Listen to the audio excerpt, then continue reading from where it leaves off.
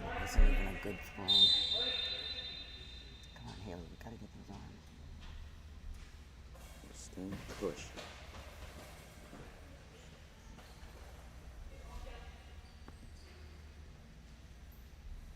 Oh, I got it. All right, looks like we might finally actually be live streaming. I am so sorry for the delay. We've had some technical issues this morning. And big thank you to Thomas Rice, who's our technical guru, who it looks like maybe has us back online. So to catch you up, we are in the women's bronze medal game. We've got the Atlanta Blazers on the left side of your screen and the DC Corruption on the right, with 2 minutes and 57 seconds left in the first half of this game. The score is 3-2 in favor of the Atlanta Blazers.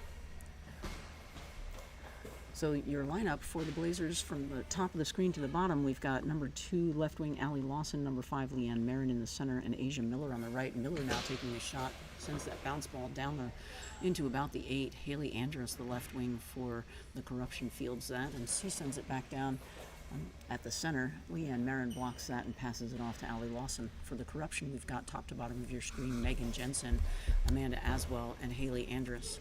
Aswell blocked that shot from Allie Lawson in about the 7 and hands it off to Haley Andrus. Andrus now, from her 1, sends that back into the middle, and Leanne Marin blocks it and passes it to the right wing, Asia Miller. Miller with that fast ball down the side, but Haley Andrus is there to block that one out of bounds on the left. I fixed it already. It was scheduled for the wrong time. So there was nothing going up until I rescheduled. So now we've got it set up again. Megan Jensen with a cross-court shot from the 9 into about the 1. Miller is there to grab that. Miller will throw back now for the Blazers, and she sends one cross-court. Oh, and Amanda Aswell just got one hand on that and popped it up and over the defender Jensen behind her. So now we've got a score of 4-2 in favor of the Atlanta Blazers, with about a minute and a half left to play in the first half of this game. Jensen now moves in towards the center, and she has a nice spin throw, but unfortunately that one's going to go out of bounds on the left-hand side. The drop-in will come to Asia Miller, who's at the right wing. Allie Lawson is there, and looks like Miller's going to hand the ball off to Allie. Allie's going back towards her own left wing and throws actually from her 3, cross-court, that short cross into about the 6. The feet of Aswell have that, but the ball has stopped. There we go. And Haley Andrus finds it. The ball had kind of stopped and was pretty quiet. Andrus kind of walked out there into the team area and found it, and was able to send it out of bounds. And then the DC coach called a timeout. So the ball will go over to the Blazers side of the house, and they will have the ball after the timeout is concluded. At least I think that she had the ball out of bounds before the timeout was called. So the ball should be then going back to the Blazers.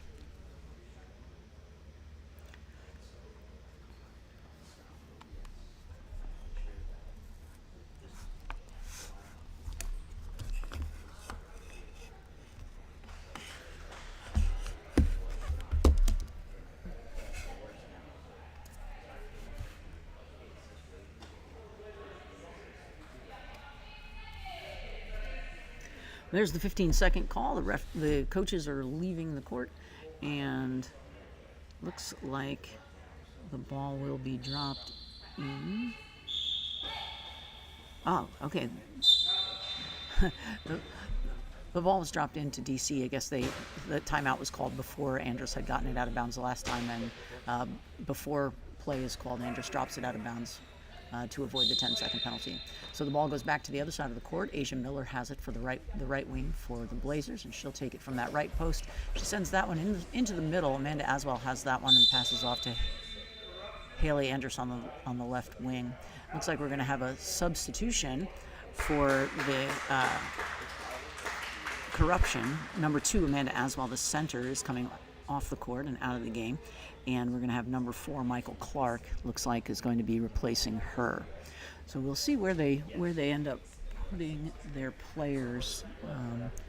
Michael Clark, not typically a center, so I would expect her to take over one of the wing spots and either Haley Andrus or Megan Jensen to move into that center spot. Both of them have some experience at center. So it looks like Michael's taking up her position on the right wing at the top of your screen.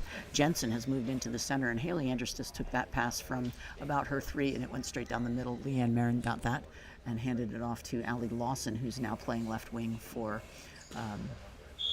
the Blazers. Allie threw that 3-3 gap shot. It's blocked by Megan Jensen out of bounds, and the drop-in goes to Michael Clark on the right-hand side. Clark with her first throw of the game, and she sends that one into about the 8. Allie Lawson is there. He sends it back. Lawson's shot is blocked by Jensen. Michael Clark was there also, so that was a good team effort there for the corruption. Clark now trying the cross-court shot. Asia Miller has that one on the right side. Miller from the right post now is going to send one. She throws that one. Oh, and that was into right. Man, that was about a 96-ish shot. So it was just left of the center as the center was playing defense. So she moved to her left, but not quite fast enough, and that went into the goal. So Jensen with a spinning shot sends that into about the 3 for Miller. Miller picks it up and moves back toward the right post into her 9-ish. She sends that one down the line. Haley Andrus with a good block on that. She sends it forward a little bit, but chased it and passes it back to Megan Jensen. And that's the end of our first half. And at the close of our first half of play, it is the Atlanta Blazers 5 and the DC Corruption 2.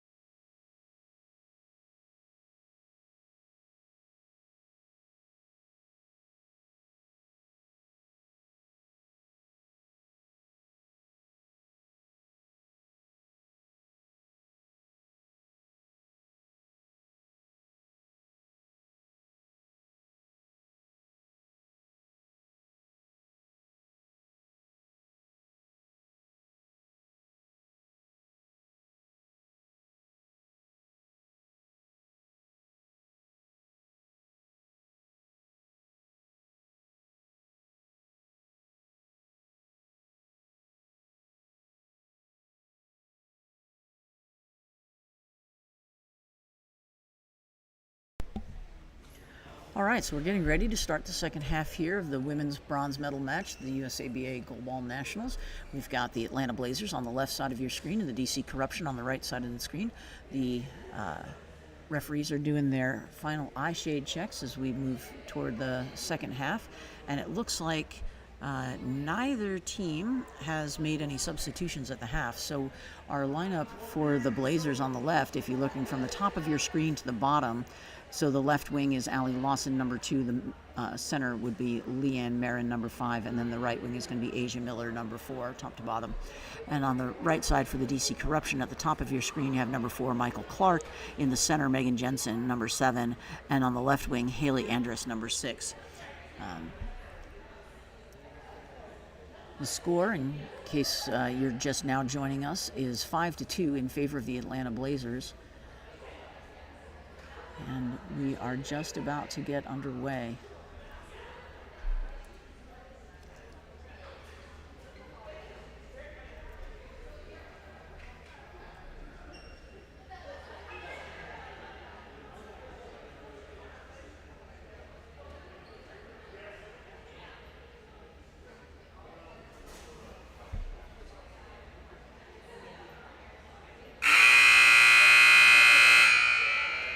And there's the buzzer ending halftime, and here we go.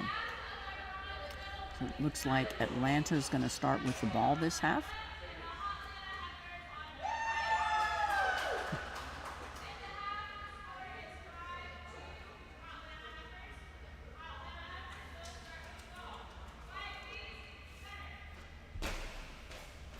So the referee passes the ball into the center of the court. Asia Miller gets that right from, and she'll throw from back center. She throws that bouncing ball into about her 4-5-ish. Megan Jensen blocks that out of bounds to the right-hand side, and it'll be dropped in for the right wing, Michael Clark. Michael steps in a little bit and throws that gap-to-gap shot. That's handled by Leanne Marin, who passes off to Allie Lawson, the left wing for the Blazers. Lawson now with the shot. She sends that one cross court. Haley Andrus is there and makes a nice block on that. Andrus now will throw from her left corner. And she sends that kind of into about the 4. Marin is there. Marin sends the ball off to the right wing, Asia Miller, and Miller from about her own 7 will throw one, a bouncy one straight actually into the 7, and that's blocked by a combination of Megan Jensen and Haley Andrus. So Andrus's ball returns back again to about the middle of the court. Leanne Marin bounces over her a little bit, but Asia Miller is there to pick it up. Miller with that 7-7 gap shot, and that goes off of Haley Andrus. And we've got an alarm going off here in the building, and so the officials called an official timeout for noise. So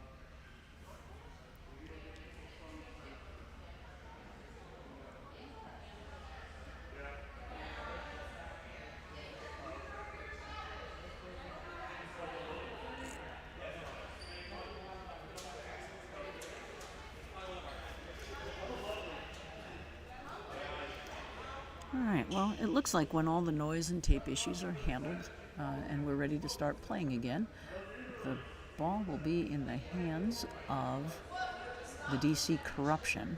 It looks like Michael Clark is going to take a shot from about her 7. They're kind of all bunching up a little bit. I'm not sure. Anderson and Clark and Jensen are all kind of huddling there in the middle.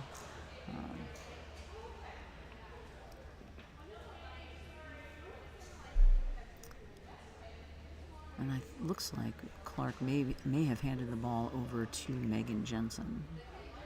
So, nope, Clark walks away with it. And she heads over to the corner. Oh, and hands the ball to the official. I guess the ball is...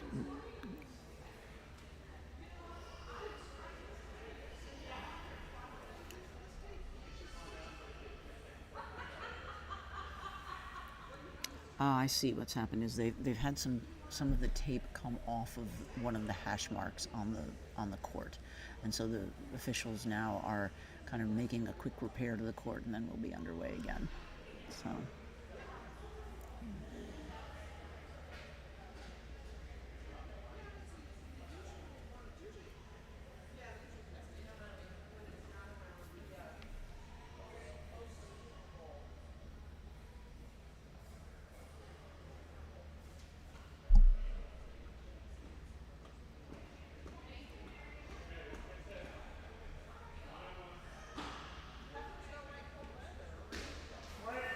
All right, now we're finally back in play. The ball is dropped into Michael Clark on the right-hand side. Clark comes all the way over to the left. Andrew steps off the court, and Clark, unfortunately throws that one well out of bounds on the right-hand side. So the ball is going to drop in for Blazers left wing, Allie Lawson. Lawson will throw from her top corner there. She sends that one out of bounds. That was pretty much out of bounds right as it left her hand, unfortunately. I think she's kind of just not set properly. So the ball dropped into Michael Clark. She hands it off to Haley Andrus. Haley comes back to the left wing area into about her 4 and throws it at the center, Leanne Marin.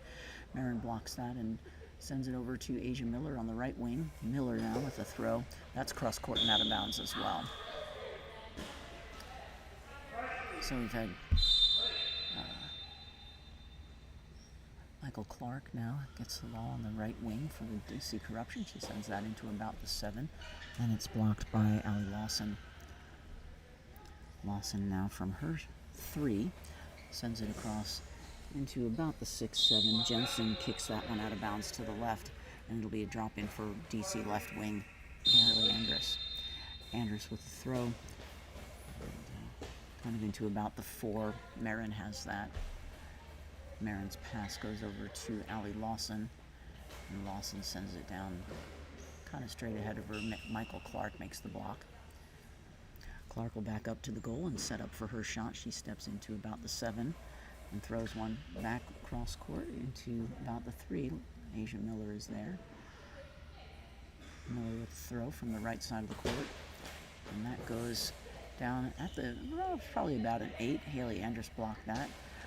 Had to run forward and retrieve it a little bit. Passes back to Megan Jensen at back center. Jensen's spin throw goes into the 3, and Asia Miller blocks that out on her right-hand side. So the drop-in will be to Asia Miller, the right wing for the Blazers.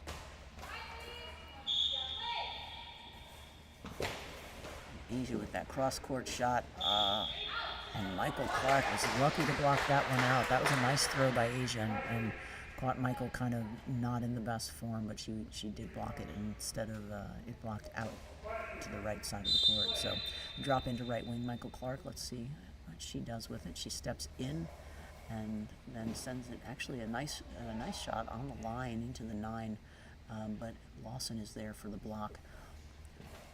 Lawson sends it back down at Clark, and Clark kicks that one out of bounds.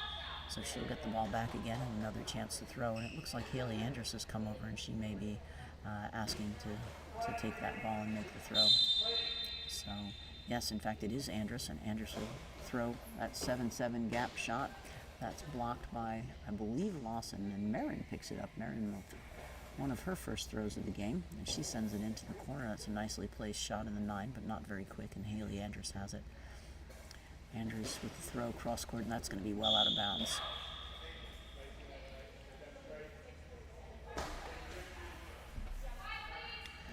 So the drop-in goes to the left wing, Allie Lawson. Lawson from right at that left post throws into the 3. That's blocked by Megan Jensen. Jensen hands it off to Michael Clark, and Clark now will return the ball. Clark's ball is in the corner. Lawson is there. Lawson hands off to Asia Miller at back center, and then Miller comes over to the right side from her 7 and throws it. Oh boy. That was a very nice shot, a really fast, smooth ball from Asia Miller that came from about the 7 into about the 4 and just went in between and a little bit under Megan Jensen. And so DC with the ball again. Haley Andrus takes a shot from the left side, and it goes across court and out of bounds. Our score is 6-2 now in favor of the Atlanta Blazers, and the ball is dropped into Allie Lawson, the left wing. Lawson sends that one cross court and out of bounds. Haley Andrus was there covering the sideline nicely, so, and she will now have a chance to throw back at the Blazers. Haley tries that spin throw, and that goes cross court, nicely placed, but not very much speed on it. Lawson has that one in her hands. And Miller now, the handoff goes to Miller, and Miller sends one cross court, and that's kicked out of bounds. And I'm not sure, that would look like a combination of Megan Jensen and Michael Clark. I'm not sure who actually got a foot on that. Drop-in goes to Clark on right wing. She hands it off to Haley Andrus, who's going to throw from that right corner. Andrus sends that one into about the 7, so a 97 shot. It hits Marin and bounces forward a little bit. Now Marin will take the shot. Marin sends one down towards the right side into about the 7. Andrus is there. And now we have a substitution for the Corruption. Number 4, Michael Clark, is going to come out of the game. And number 3, Rosemary Martin, will take her place. So we'll see if they, how they end up lining up. Martin typically plays left wing, I believe. At least that's where she's played in the games that I've watched earlier in this tournament. So we'll see where she ends up. And if there's any movement by the other players, the lineup on the Blazers side of the court is still the same. At the top of your screen, playing left wing, is Allie Lawson. In the center is Leanne Marin, and on the right wing is Asia Miller. So it does look like, oh my, and it looks like Rosemary Martin is going to play right wing. That throw came from Haley Andrus and was down the line and blocked. So now, oh wow, Asia Miller now has moved back to the left wing for the Blazers, and Allie Lawson is on the right wing. So those two have switched. Rosemary Martin now is on the right wing for the DC Corruption. She takes her first throw of the game and sends it into about the 7. Marin blocks it, and Marin will take the throw.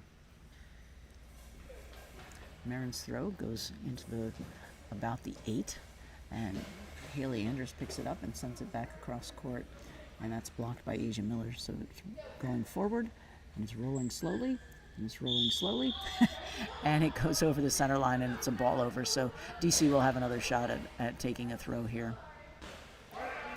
So the drop in is to Rosemary Martin, the right wing. Haley Andrus comes over, and it looks like those two are going to switch wings now. So Andrus will be playing right wing and Martin left wing. Andrus' shot goes into about the 7 and is blocked by Asia Miller. Miller to return the ball now right down the line. Nice throw and well blocked by Haley Andrus.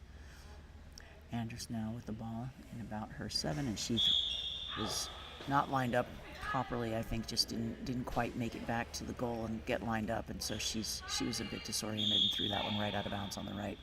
So the ball was dropped into the left wing but handed off to Allie Lawson on the right. So Allie comes back down to the right wing spot and sends it down into about the 7, and it's blocked by a combination of Megan Jensen's feet and Rosemary Martin's hands. Rosemary sends one straight down the line, a nice 1-1 shot. It's kicked forward by Allie Lawson. She's chasing it, and she's going to pass. Oh, she thought about passing it to Leanne and then decided that she would toss it out of bounds to avoid that 10-second penalty. They've been calling that 10-second penalty pretty quickly this tournament, it seems to me. I could be wrong, but that's how it seems, so we'll see why people are avoiding that. Anyway, the ball dropped into Rosemary Martin on the left. She takes a step in and throws that 33 gap-to-gap shot, and it's caught by Leanne Marin's feet. And the Blazers call timeout. I think that was Asia Miller calling a timeout. So we've got 4 minutes and 5 seconds left to play, and in this bronze medal match, and the Atlanta Blazers are up by a score of 6-2.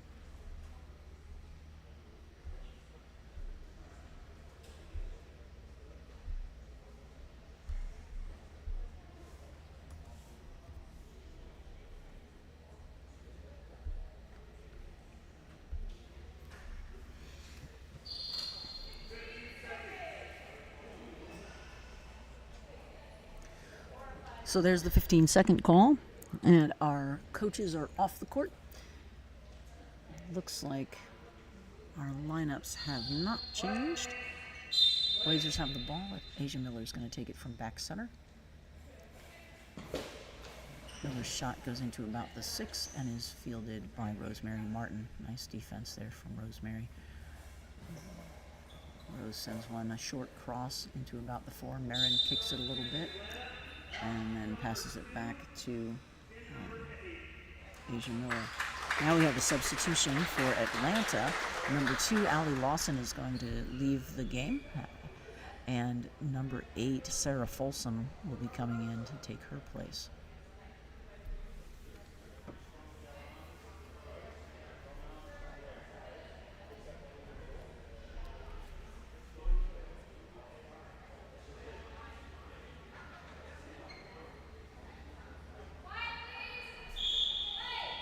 So Folsom takes up that right wing spot that was vacated by Allie Lawson.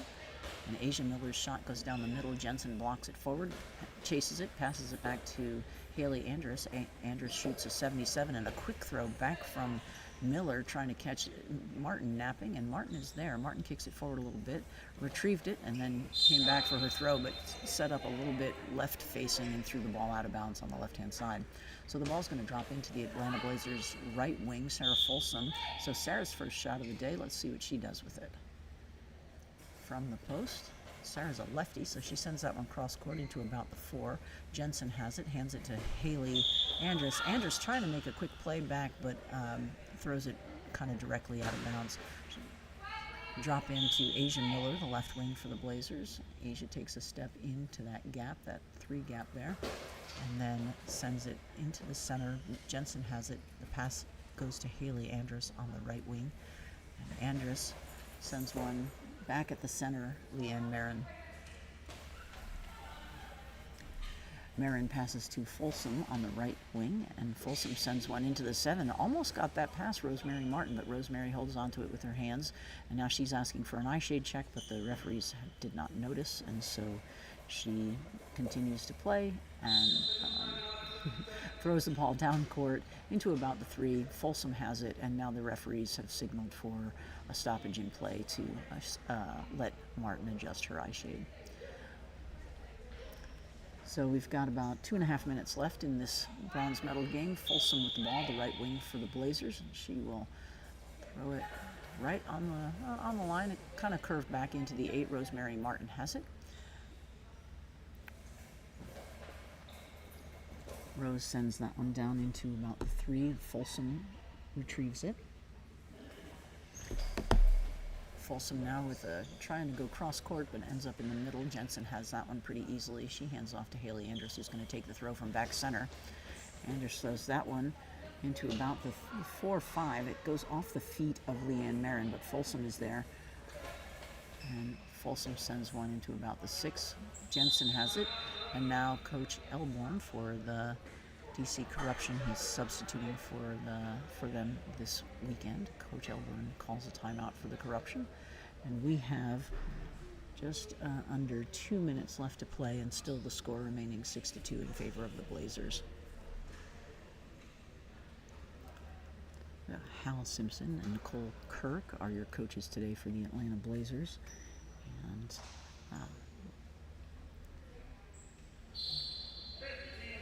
so now that the 15-second mark is called, the coaches are leaving the court, and Haley Andrus has the ball for the DC Corruption. She's standing in about the 6.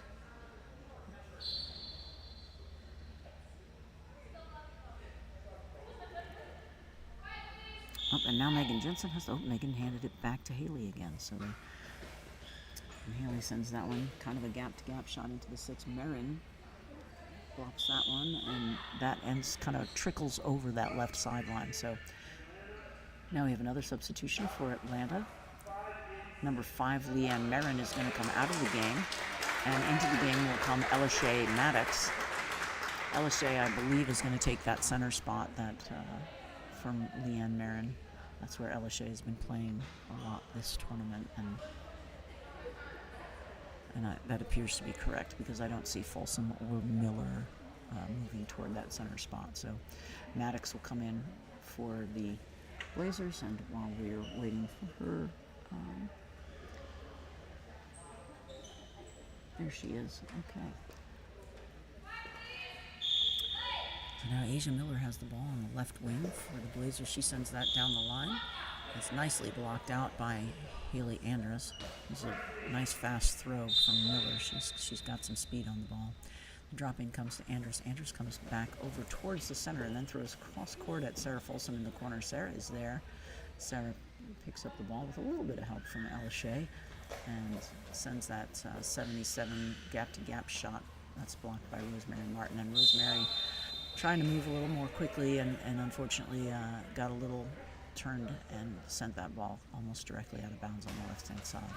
The drop into Sarah Folsom, the right wing for the Blazers, and Sarah will take the throw from the corner. Sarah's a lefty, so her cross-court shot goes a little bit left to center. Jensen has it, and Andrus now will take the shot from back center-ish. She sends that one into the 7. Maddox has that, and Maddox is going to take a throw here. Maddox's ball kind of goes in the middle, sort of a 5-to-5 shot there. Jensen has it. He passed off to Haley Andrus. Andrus sends it down into about the 3, and the feet of Asia Miller get that one. Miller sends one back towards the center. Jensen has it, and Jensen hands it off to Haley Andrus, and another timeout called by the DC Corruption. We have 48.4 seconds left to play in this bronze medal game. And it's looking a lot like maybe the Blazers are going to be the victors here. It's been a good, hard-fought game on both sides of the court. And, of course, a lot of work went into getting into this game to begin with. So congratulations in order for both the Blazers and the Corruption. Both teams have played well throughout this tournament. So, all right, we're getting ready to start back into play. Andress is holding the ball for the Corruption in about her 6-7-ish. And we'll see what she does. Andress with a cross goes into about the feet of LSA Maddox. She gets that. Passes it off to Sarah Folsom on the right. Sarah's shot comes back into the middle. Jensen is there. She'll give it to Rosemary Martin, and Rosemary's throw goes into that gap. Folsom is there. Folsom on the right wing for the Blazers has it, and she steps a little bit towards the middle and sends one right at the 5. And Jensen has that and quickly passes it off to Haley Andress. Haley trying to get that shot into that gap, and not quite. And, Maddox makes a good play on that one and hands it off to Miller. Miller sends one into that 3. Oh, boy. And that one, I think, went kind of off the face, perhaps, of Megan Jensen and over Haley Andress. That was a good hard ball from Asia Miller, and took off the blindfold of Megan Jensen somehow in that process. So her blindfold ended up completely laying on the floor, and so the officials give her time to put that back on. And as play is called, that is the end of the game. The final score for your gold medal match is the Atlanta Blazers 7 and the DC Corruption 2. Great game, ladies. And now our next game will be the men's bronze medal game, and that's the New Jersey Thunder versus the Omega. So stay tuned, and we'll be back with the call on that game here in just a moment.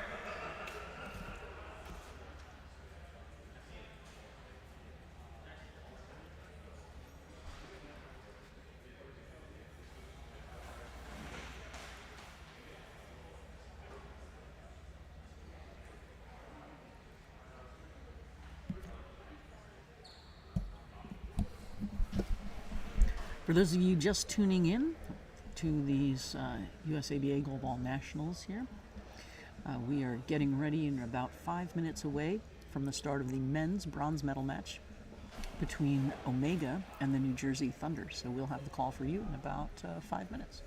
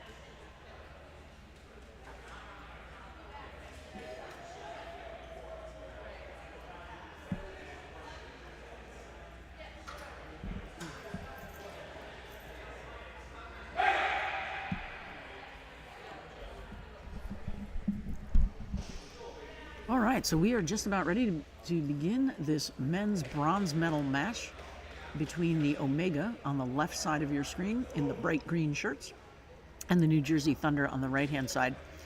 The referees are making their final eye shade checks And your lineup for the Omega, from the top of your screen to the bottom, is on the top you have number 2, the left wing, Alex Harris, John Kusku in the center. And then on the right wing, at the bottom of your screen, is number 7, Alex Williams. On the New Jersey side of the court, we've got at the top of your screen number 9, Dan Palmadessa. In the center is number 1, Kevin, I think it's number 1. Yes, Kevin Orcel. And down at the bottom of your screen on the left wing for the Blazers is number 6, Alfonso Harrell.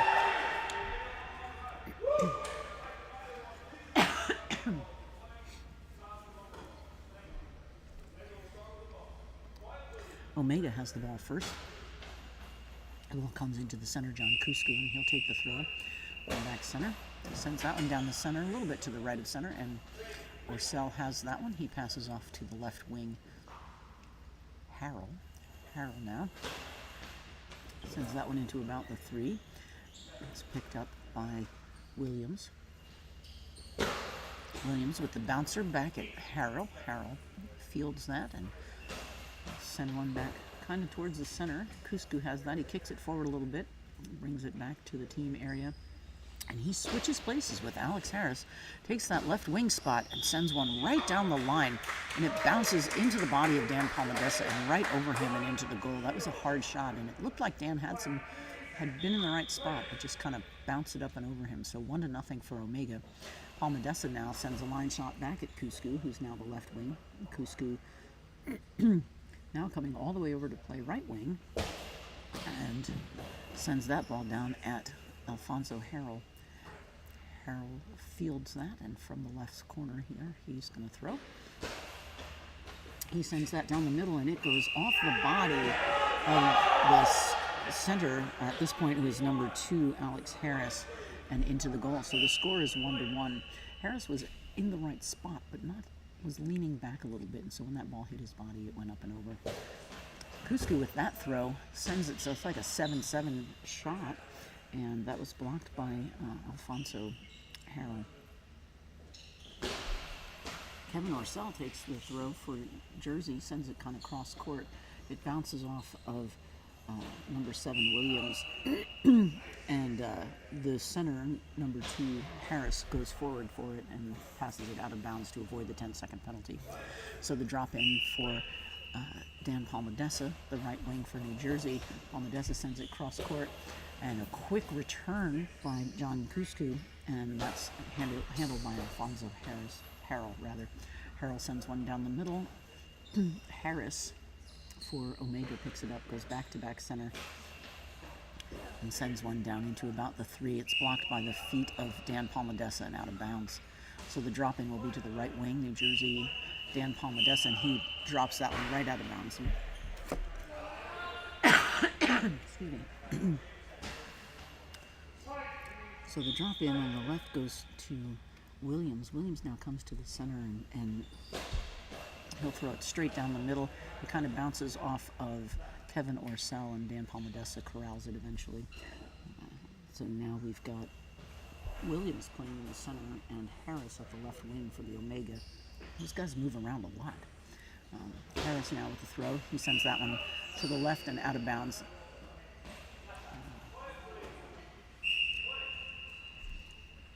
The drop in for Palmadessa. Palmadessa sends that one into about the 7. It's blocked by the center, Williams, who now moves to left wing, and he's going to throw from that left wing spot. He sends that one cross court. Harrell gets it for New Jersey on the left corner, and he will send it back down into about the 3, and that's blocked by the feet of Harris, and then chased by Kusku. Kusku now with the ball from the center. He sends a big bouncer, and that gets over Kevin Orcel initially, but Orcel turns around and picks it up, makes a good play on that one. Orcel sends one kind of down into about his 6, and that gets kicked out of bounds and ball over by Kusku, who's now back in center. It's really hard to keep up with all this movement on the Omega side, to be honest. So if I get it wrong, fellas, I'm really sorry. Okay, Dan Palmadessa has the ball now for New Jersey. He comes across court into that left side and sends it back to the right corner, where it's blocked by Williams. Williams blocked it forward a little bit. It was picked up by Cusco. Cusco came over to that left wing and threw it out of bounds. The drop in now on the right wing for the Thunder to Dan Palmadessa. And Palmadessa will send that one kind of into the middle. And Williams is now playing center. And he'll retrieve the ball and pass it back to Cusco. Cusco sends that one right at Kevin Ursell in the middle. Ursell bounces it forward a little bit, but then passes back to Harrell. Harrell on the left wing sends one cross court, and that's going to be out of bounds. So Cusco now on the left wing for the Omega. Now he's running all the way over to the right wing, so he'll be playing right wing, and number 2, Harris, moves to the left wing. Cusco's shot goes into the 7, and it's fielded by Kevin Ursell. Ursell passes back to Harrell, and Harrell will throw from about his 3. He sends that. It's a 33 shot, blocked forward by Cusco, who retrieves it and then pushes back, moves back all the way to the goal line to set up his shot. It's a straight, hard shot right at Harrell. Harrell gets it, and he returns one right back at Cusco. Bounces up and off his body a little bit, and just he's able to retrieve that pretty easily there on the corner. That's a big bouncer from Cusco. That goes into about the 3. Ursell has it, and Ursell now will return the ball from about the 3. And Ursell threw a nice ball right at the corner, and it gets blocked out of bounds by Cusco on the right wing. Big bouncer from Cusco, and Ursell makes a nice play to stop it. He passes off to Harrell on the left wing. Harrell shoots that one right out of bounds on the left-hand side. So the drop-in will go to the right wing for the Omega, John Cusco. Cusco again moving across the court. He moves all the way to the left wing and trades places with Harris. He throws that ball all the way back. Oh, that was a very nice cross-court shot by John Cusco, and Harrell tried hard to get it, and it kind of bounced between his arms. He made a second effort and almost had it, but it did go into the corner of the goal. So now we're at 2-1 Omega over the Thunder. Harrell with the throw from the left wing.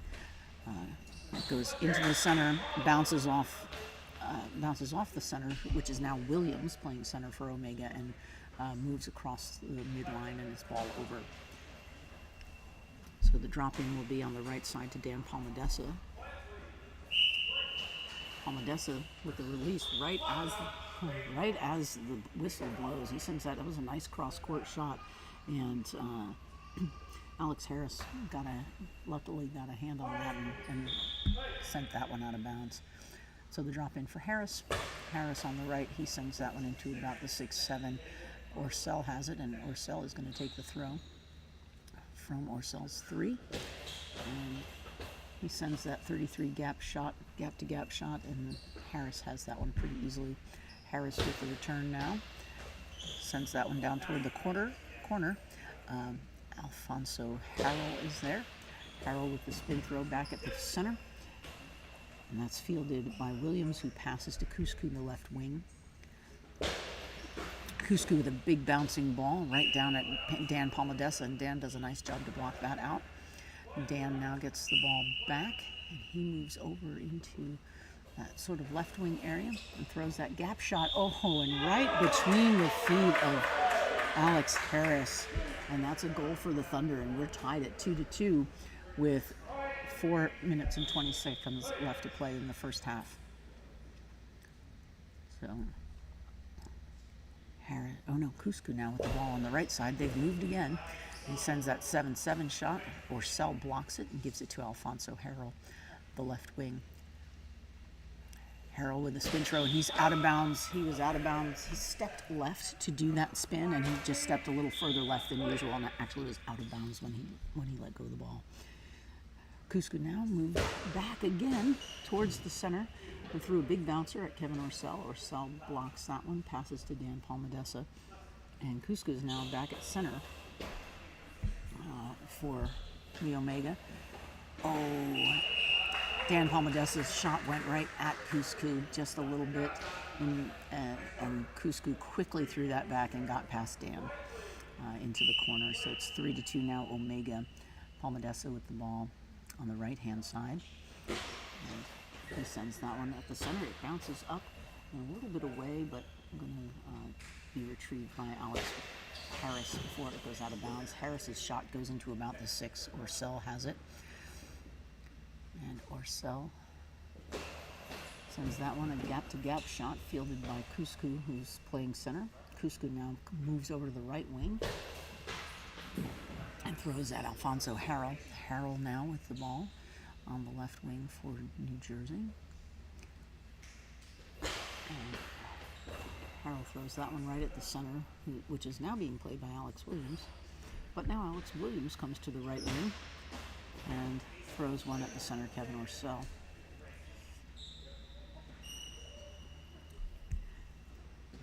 Orcel hands the ball off to Dan Palmadessa, who moves back toward that right wing, throws that 7-7 gap shot blocked by Cuscu. Cuscu hands the ball off to Alex Harris, who's on the left wing now, and Harris sends that one out of bounds, just a little bit out of bounds.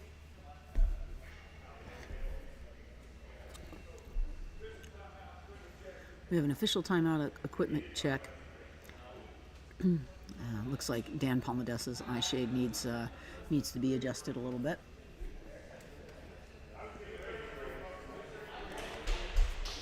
So with 2:33 left in this first half, the score is Omega 3, New Jersey Thunder 2. Dan Palmadessa has the ball at back center for New Jersey. Oh boy. Okay, he steps to his right and then throws right into that 7 gap. Cuscu is there. Cuscu from back center. Hard shot at the corner, nicely placed, and Palmadessa does a nice job getting that one out of bounds. Palmadessa, now the right wing for the Thunder, has the ball. He steps into about his 6-7-ish.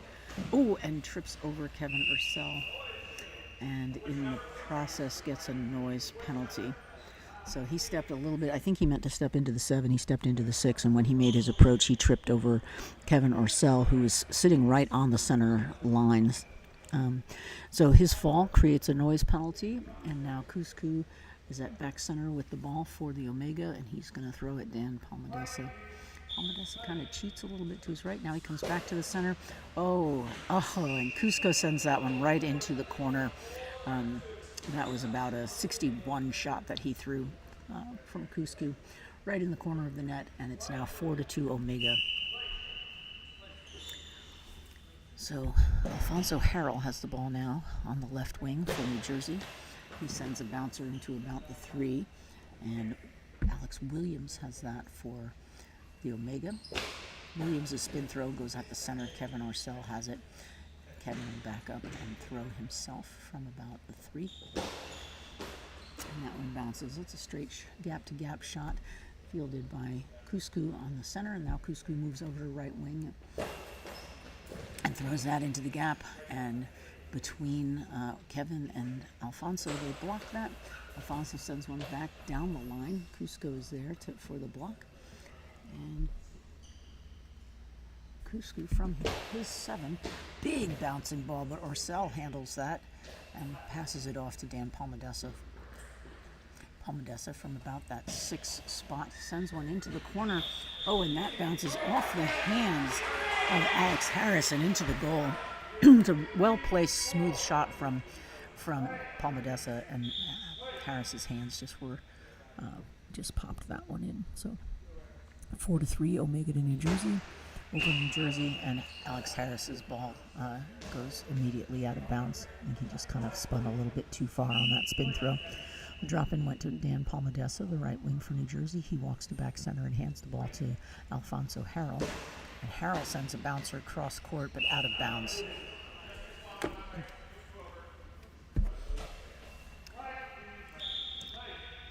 The drop-in goes to the left wing, Harris. Harris sends that right at Kevin Orcel in the middle. Orcel's going to take the throw for New Jersey. Orcel's gap-to-gap shot is blocked by the feet of Kevin Williams, who kicked it out of bounds, and it was just a little bit past that high ball line, so it's technically a ball over, so the ball will come back to New Jersey. Williams kicked that, and kind of nobody chased it, so... so Palmadessa on the right wing has the ball for New Jersey. He sends it back at the center. Maybe it goes into about the 6-7 for Williams. Williams now moves over to the left wing, and Harris is going to play center. Williams' ball goes down the center. It's kicked forward by Orcel. Orcel passes to Palmadessa, and Palmadessa sends a bouncer into about the 4, and that's handled by Alex Harris at center now. Harris's throw comes back towards the corner. Harrell is there. Harrell, left wing for the Thunder, will return the ball. And again, he tried that spin throw, and he stepped just too far to the left. And when and you're allowed to have your feet out of bounds when you throw the ball, but he's dropping the ball out of bounds as well. So now the right wing, Cusco, has the ball for the Omega, and he sends one right down into the corner. That was a beautiful shot at the end of the half there by John Cusco, and Harrell made a nice play to stop it. So at the end of the first half of this bronze medal game, we have the Omega 4 and the New Jersey Thunder 3.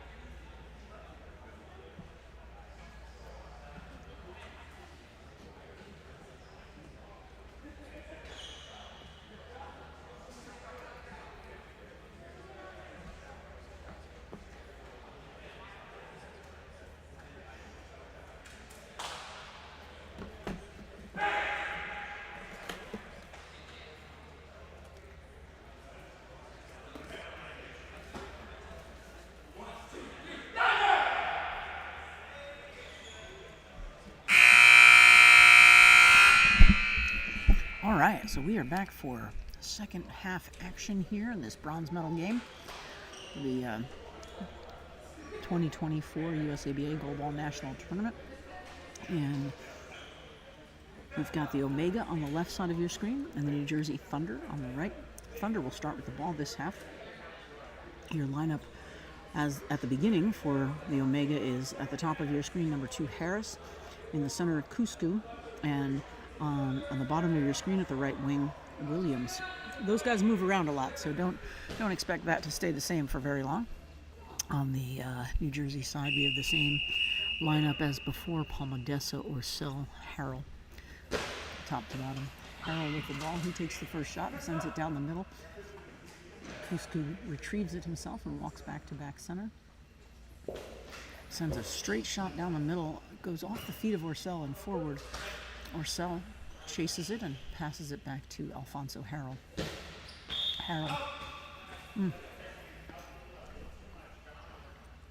Harrell was a little bit out of bounds when he dropped that ball, and so that ball was out on the left side. Williams now has taken the ball and come to the center for the Omega, so he's playing center now, and Cuscu's on the right wing. Williams's ball, he was shooting for the one, but it went out of bounds at the top of the court there as you look at it. And so Palmadessa has it on the right-hand side. Palmadessa sends a straight line shot. That's handled by Alex Harris, and Harris will return the ball down to New Jersey. He sends that one cross court, and Orcel gets that in about the 7. Orcel now from the left side of the left wing position throws it straight down at Cuscu. Cuscu with the ball. He comes over to center. He'll play center now and bounces a big one. Oh boy. Oh, a beautiful play there by Dan Palmadessa. He bounced it up and, knowing it was in the air, actually scooted his entire body back so that when the ball landed, instead of landing on the far side of him and rolling into the goal, it landed in front of him. He picked up the ball then and threw it out of bounds on the left side. So now Williams has the ball for the Omega, sends that into Dan Palmadessa on the right-hand side for Jersey. He passes it back to Kevin Orcel, and Orcel's throw bounces up and over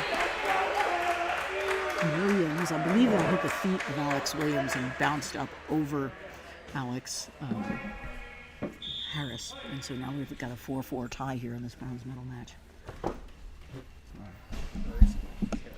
All right. Being joined here on the commentating by Murray Elborn. Hi everyone.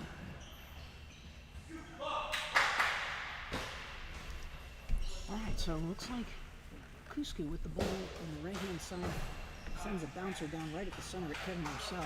Orcel chases it a little bit and goes back to Alfonso Harris on the left wing, or Harrell rather.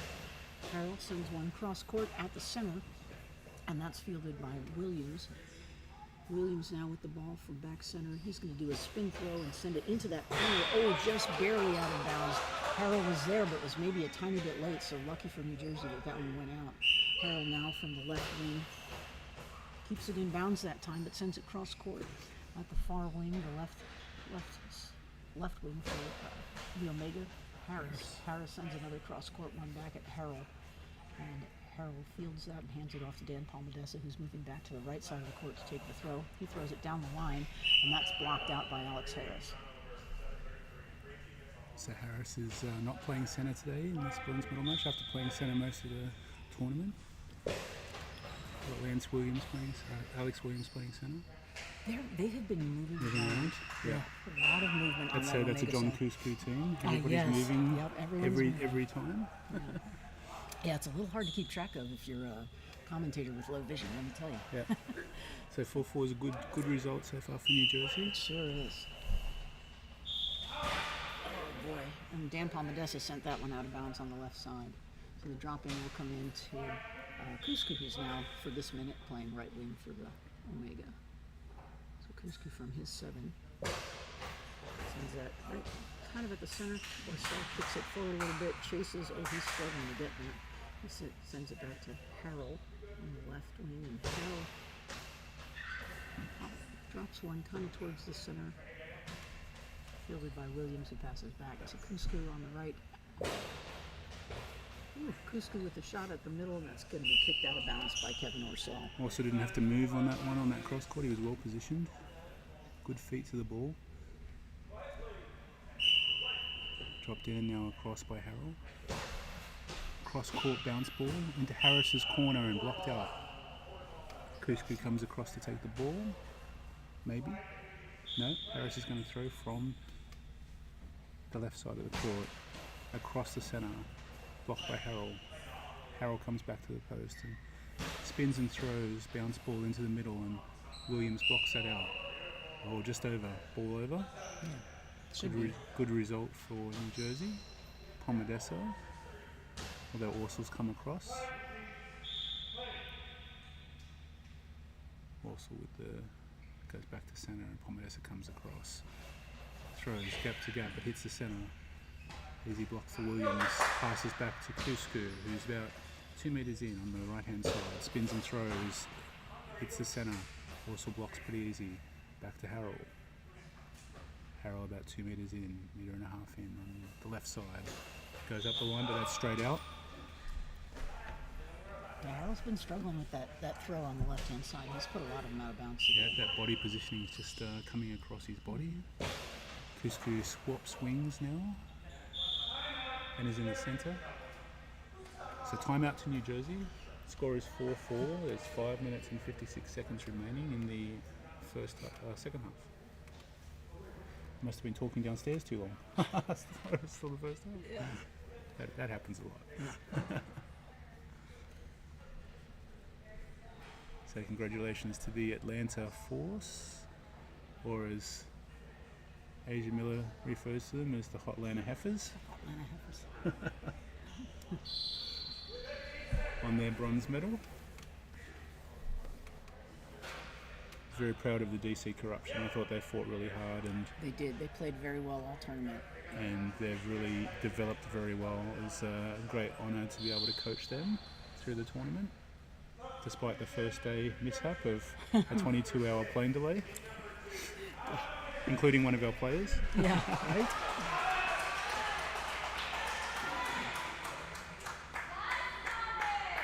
Yeah, DC is becoming a team to be reckoned with on the ladies' side, and it's nice to see that.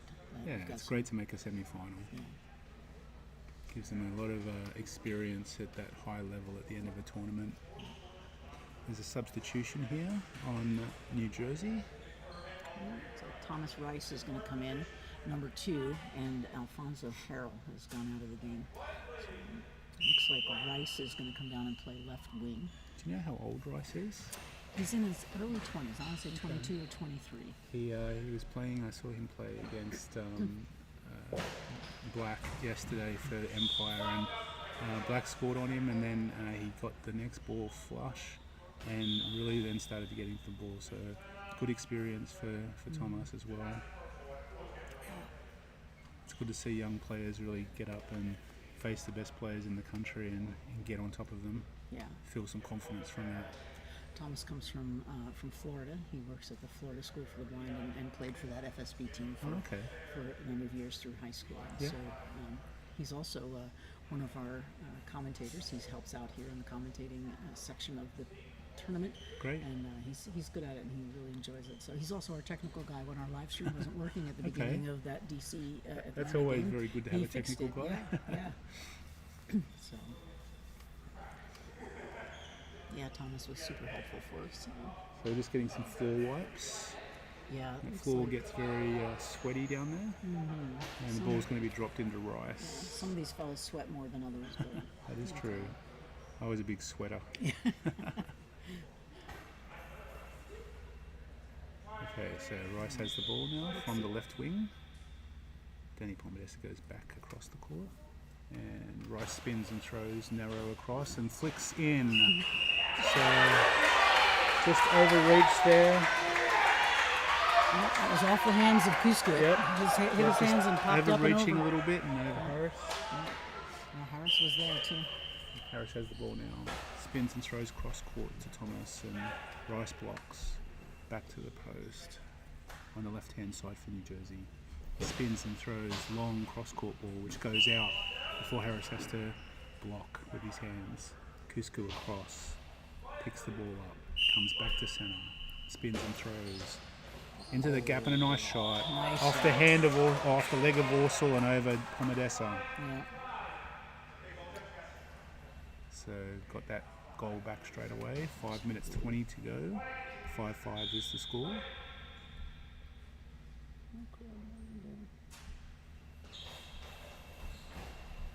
Looks like Orsel might have gone to that right wing now and Pomodessa to centre. Orsel blocks that time out.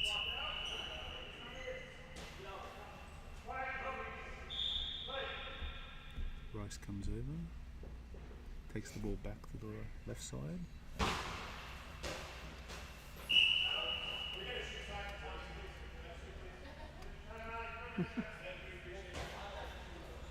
Alex Williams comes across to grab that ball.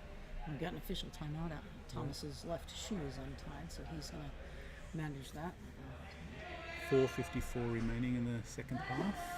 5-5. It's a good back and forth game for the bronze medal. Williams has the ball, and he's heading back down to the right wing for the Omega, to the right side of the court.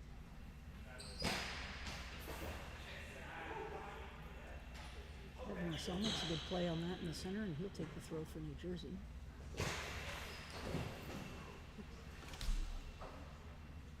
Good block by Kusko on that gap-to-gap shot. Kusko comes over to the right wing, throws across court, and it goes over herself. Oh, over Dan rolls into the corner. And rolls into the corner. It literally hit off of Ursel and rolled over the body, hit the body of, and rolled on the body of Dan Palmadessa and into the goal. So 6-5 Omega now.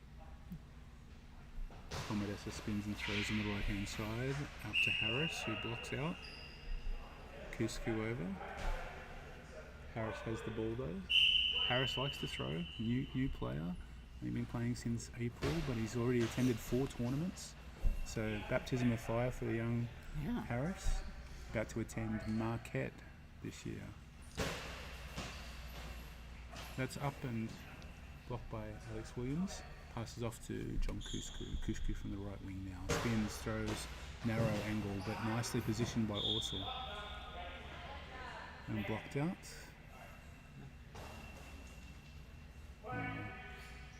Palmadessa swapping wings with Rice maybe? No, he's staying there. They're both going to play left wing. No, Rice is moving back up. So Palmadessa now to the left side. Blocked out. It was a nice hard shot on that line from Kusko, and Palmadessa did a nice job getting it out of bounds. So Denny up the left side line and narrow, a good shot, beats the centre, but Kusko's in behind to block with his legs. Harris rebounds and Alex Williams has the ball from the right wing. Throws up the line, a lot of body by Palmadessa, quick return, across the centre, Harris blocks. Harris to throw now from the left side for Omega. Up 6-5, straight to Orsel in the centre, easy for Kevin. 3:18 left in the second half. Spin throw into the corner, but lack of accuracy here by New Jersey is not letting them put offensive pressure on Omega. And that often pays a challenge. Yeah, they've had a lot of balls go out of bounds today, unfortunately. So. Nicely positioned by Orsel. Passes to Palmadessa. No, actually, it's Rice back over here on the left wing. Spins and throws narrow, but again, that low percentage shot across court is often. I'm surprised how much that's thrown in this game. Yeah. Alex Williams back across now to the right side. Spins from Omega. So nicely positioned by Orsel in the gap. Good coverage. Rice now with the ball. He spins and throws. Again, that long cross-court ball, and Harris is there. Gathers. And again, they're just not putting offensive pressure on Omega right now. Blocked out. 2 minutes 30 to go. 6-5 Omega. Palmadessa has the ball now. Goes back across to the right side. Then he throws from the corner into the narrow gap. And he scores. Underneath Harris. Oh, it's almost like he had that in his bottom hand and just sort of lifted it up over his body and into the goal. That was a very unusual score. I think there. I saw that from him a little bit yesterday, where he sits up a little bit and then goes back. And so 6-6, 2:02 remaining in the second half.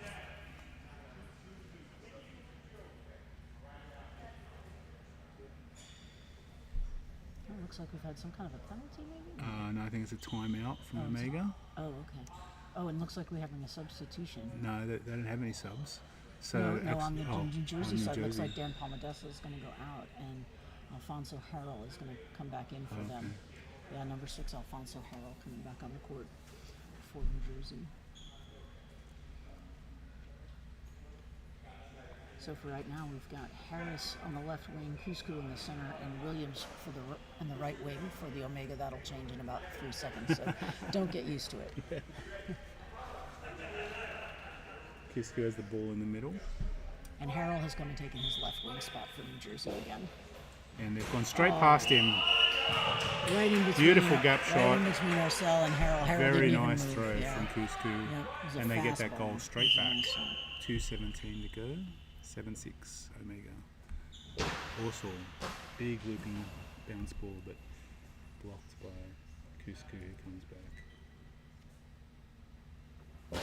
Spins and throws on the other narrow side, but this time blocked by Rice. Rice to the post, about 1.5 meters in, throws up into the gap, but that time too much centre. Cusco quick return, but that's out. Just over rotating on that spin throw. Drop back into Rice. Actually, no, it's Harrell who comes across. No, Rice has the ball still. And up the line to Harris, who blocks this time. He comes back to his post and spins and throws into the centre, across into that narrow gap. Also with the ball now. In the left side gap and throws through the gap, but a nice block there by by Williams. Sorry. Williams with the ball now on the right hand side for Omega. He spins and throws into the centre. Ball blocked by Ursel and recovered. So timeout New Jersey. 1:16 remaining. 7-6 to Omega.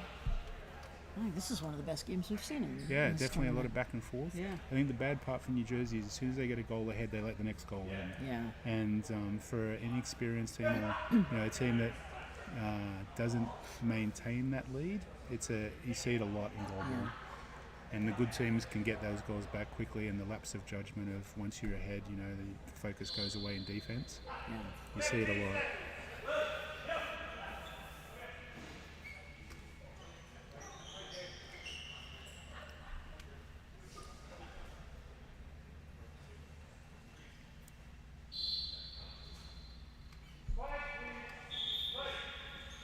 Harrell, looping bounce ball, and blocked by Cusco, who comes back to the centre.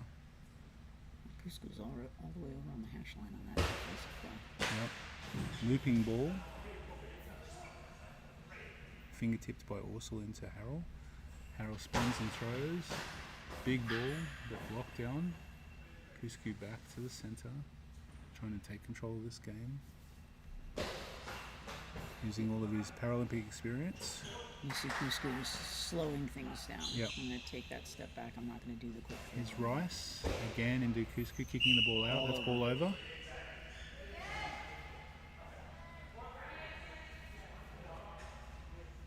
John's throw has really improved a lot.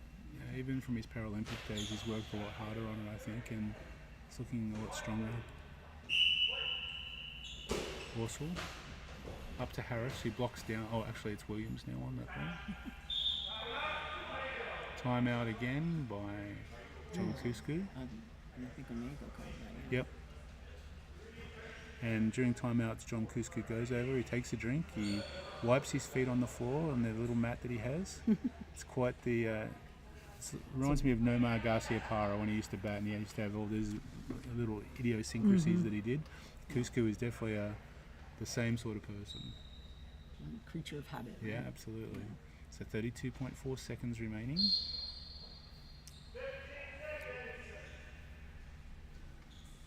Cusco coming back to the centre with the ball. 7-6 Omega.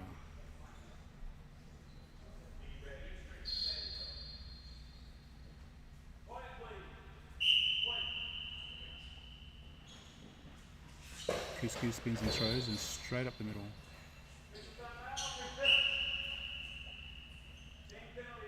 Oh. Wow, big opportunity here for New Jersey. Let's see how they do. You'd think that they would pick Harris to defend, and they have. I would. Yep. Yeah. A lot of pressure on the young boy.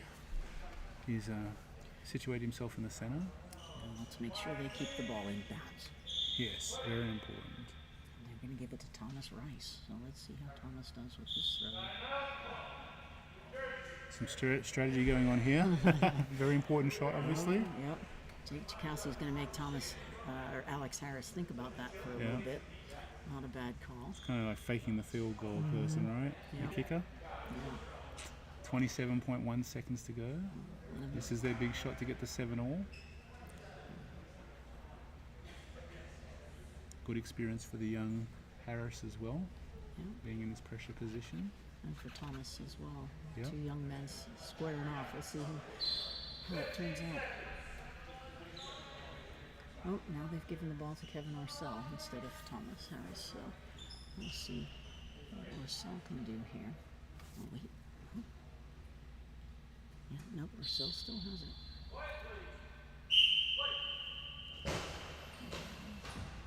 Only got scored over the top of him. Again, Harris is leaning back in the dive and ramped him. Yeah. 7-7 with 27 seconds to go. Now, can New Jersey block this ball? Cusco from the middle. And yes, just they keep it out. And then they do a quick return.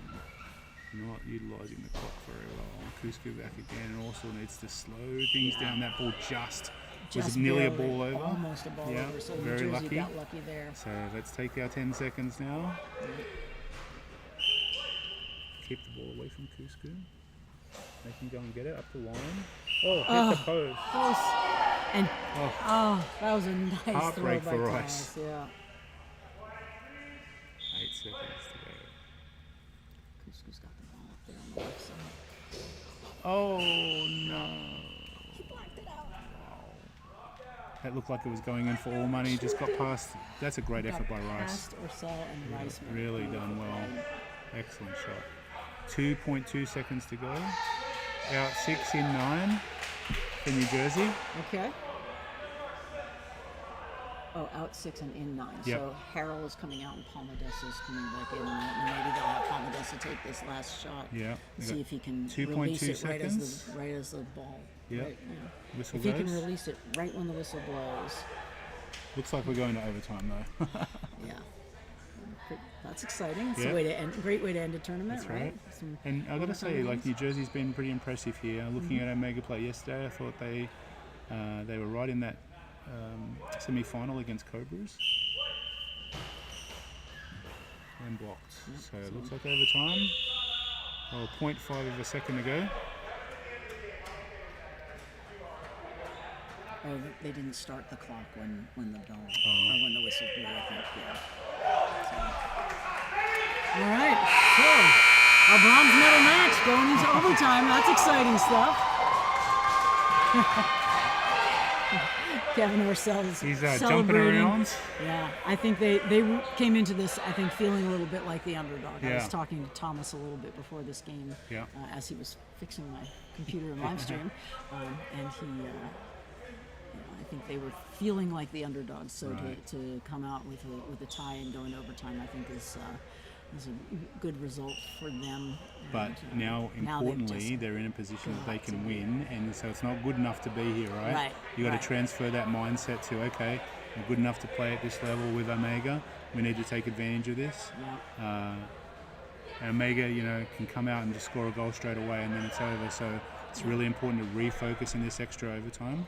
Yeah, and really focus on defense. They Yep. can't win if they can't score. That's exactly right. They've got to. That's got to be, focus on the defense and don't waste your shots throwing them out of bounds. Or, That's right. Yeah, sometimes a quick shot is great and sometimes it works. But if you're trying a quick shot and you don't know where you're sending Yeah, the ball, that's you've wasted it. Ineffective for sure. Yeah. So they've got to really come in there and focus on the defense and then. Big advantage for them though is Coach Jake. He's experienced coach with really good goalball knowledge, and so he'll bring them back to where they need to be and hopefully refocus them. And let's have a great overtime period. Minute 45 remaining before the referees get going. It looks like they're drying the floor a little bit here on the New Jersey side at least. Yeah. I don't know if that's who's sweating down there, but somebody is because that's not the first time they've been out there with the towels. So And then we've got our gold medal matches. yeah, Any predictions? You know, Honeybees Monarchs is, I think, going to be a good game. You know, Yep. you've got two Team USA players on both of those women's teams, Yep. and some really good up and coming players on both teams as well. And so, I think that's going to be a good match. I think the Monarchs have to kind of focus on their defense and make sure they stay solid in that, and then you know, wait for their opportunities to score, because there should be some. They've got to be patient, I think, and make that happen. That's definitely the game plan, isn't it? Is frustrate Amanda and Lisa, not let them score, hopefully get them into making some errors, and pushing a little bit harder, and then taking advantage of what those are. Yeah. I was really pleased with Ileana's cross shots yesterday. In some of the games that I saw, she sweeps and runs around and then throws at the gap and then moves it to the other gap around the center. She's throwing very accurately across those. So, you know, it's going to be great to see how that competition goes out. And then I'm really looking forward to Cobras versus Empire. Oh yes, I think that's that gonna will be be an exciting game. Jerome Black versus Daryl Walker. Some good throwing, but also some good defenses. Yeah. All right, looks like we're ready to start this overtime period. So Denny Pomodessa come back into the game. Yep, Thomas Rice is off the court now, and Harold, Pomodessa, and Orcel are out for New Jersey. So golden goal, Oh, overtime. New Jersey starts with the ball, and Harold's going to let it go past him. Hopefully that's the only time the ball crosses the net for New Jersey. Throwing from the centre. And out of court again, so missing that Yep. strong opportunity of the first throw. Kusku comes back to the centre, throws narrow and scores straight away. Orsel He was set up not wrong. recovered, and exactly right. He set up for He set up way Kusku too in the far left to the wing, right, and and when the didn't shift move. happened, he didn't move. That's disappointing for New Jersey, yeah, but great that's- execution by John Kusku. It shows his experience, Yeah. and Omega wins the bronze medal in a golden goal overtime. Yeah. Exciting game, good to watch. 9 seconds of overtime. 9 seconds of overtime. There you go. Wow. But that's great for New Jersey to be able to get to that level and make a bronze medal game and be really competitive in it. So that's what you want to see. Yeah, I love watching a match that's close like that, where everyone's really fighting hard for every bit of the court. Absolutely. I love seeing it. These guys really, all of these guys play with a lot of passion, a lot of heart, and it's nice to watch them all. Who they are. They're all friendly guys, and giving each other congratulations and meeting there at center court and exchanging congratulations and pleasantries and all the good things. Yeah, for sure. I like that. I like seeing that. And that's what I'd say. There's been a lot of good sportsmanship actually this weekend. It's been great to see kind of athletes, bond and get together, and that's what it's about. Is these national tournaments, is bringing players together and bringing teams together, and the collaboration between good competition makes the world a difference.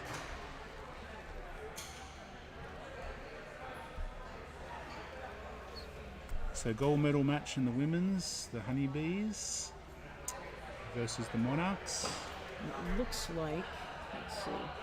It looks like the Monarchs are going to be on the left side of your screen as you're watching.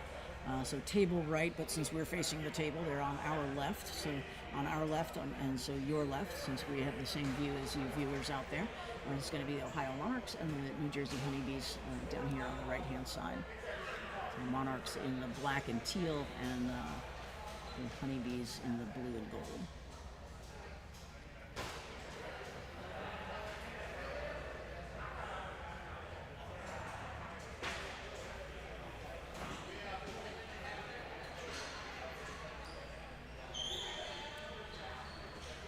Wow, that is a really, really big bow on Jenna Tiberi's head. She brings that out in finals. She wore that in the final of the New Jersey tournament as well. Gotcha. So I think it's just the finals. I guess I didn't in the New Jersey tournament where we were doing the live stream from Yeah. was on the opposite Yes. side, and I never saw the back Oh, of her head, yeah. so I missed it in New Jersey. Where I was in the stands watching the game, she come and stood next to me before the game, and I was like, "Oh, it's a big bow." That is a big thing. Well, you know what? Hey, you gotta give her style points. Absolutely. Nice, I like it. All right, I'm gonna reset this computer so it shows who's actually playing here. Uh-oh, maybe I hit the wrong thing.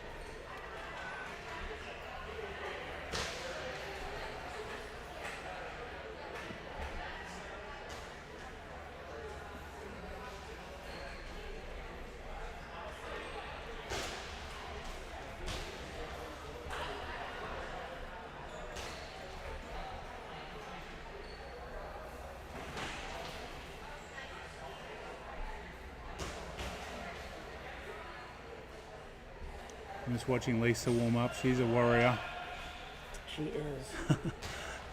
battling some challenges at the moment, but is out there giving it everything she has, and will no doubt be a really positive influence to that team.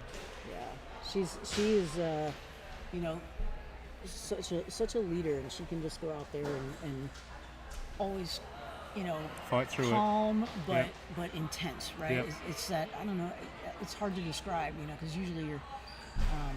I think, you know, as we get older, certainly for me, you know, Yeah. I was playing my best goalball in my 40s, and you grow up, right? And you let that experience actually calm you down a little bit. You don't have all that youthful aggression that you kind of do when you're younger, and you just play calmly. Also, Jenna brings out the gold pants at the finals as well. So she has the gold bow and the gold pants. I love it. So she's color coordinating.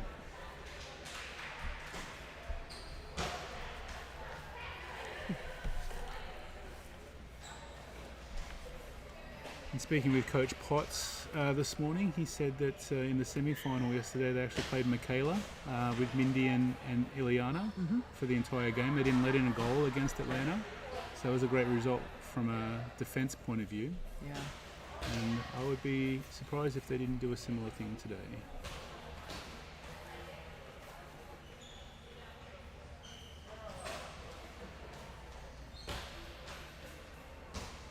It's exciting, you know, from a coaching perspective, from a USA women's perspective, that we have so much good talent around the country, you know, that can be developed. And as we look at the development camp that we're going to do in a couple of weeks' time, I'm really excited to be able to work with these younger athletes, and for us to be able to, you know, really mentor them, and having experiences like this with Jenna as an example is really great. Yeah, we do. We've got so many athletes. Just looking at, you know, some of the teams that were here, that, you know, even the ones that didn't necessarily make it into this gold medal match, and some of the younger players for the New York Night Owls, for Yep. example, you Yep. know, all of them relatively, or most of them relatively new to goalball, and Yeah. and they came out here and they put in a good showing. Yep. Truthfully, they did, and you know, some of the younger players for that Blazers team. Sure, they've got Asia, who's been a 5-time Paralympian, Yep. and Allie, who's played for Team USA as well. But, you know, let's look at you know, some of those younger players, Sarah Folsom, Elisha Maddox. They've got some good folks in their pipeline that are going to come up for that team, and looking forward to working with those Yeah, guys. future looks very bright, which is great. Jake's doing some floor wiping of his own out there. Coach has multiple responsibilities. Well, and I can tell you, Lisa absolutely hates a sweaty floor. Yes. Like, that's one of her, like, pet Yep. things in life, and especially if it's like sweat from a boys' game, like Yep. from a men's game, because she's just like, ugh. Men's sweat smells different. It does, and it's just, there's just more of it somehow. I don't know. And when they were, the resident program teams would practice sometimes together, the men's and women's teams, and here at Turnstone, and the sweat factor was legit. Man. I There was remember a back lot of in sweat. at the World Championships in 2002 when the USA boys would open their drawstring bags with their pads in it, and there'd be a stench that would be removed from that bag that was should not be legal. It was all kinds of bad. Yeah.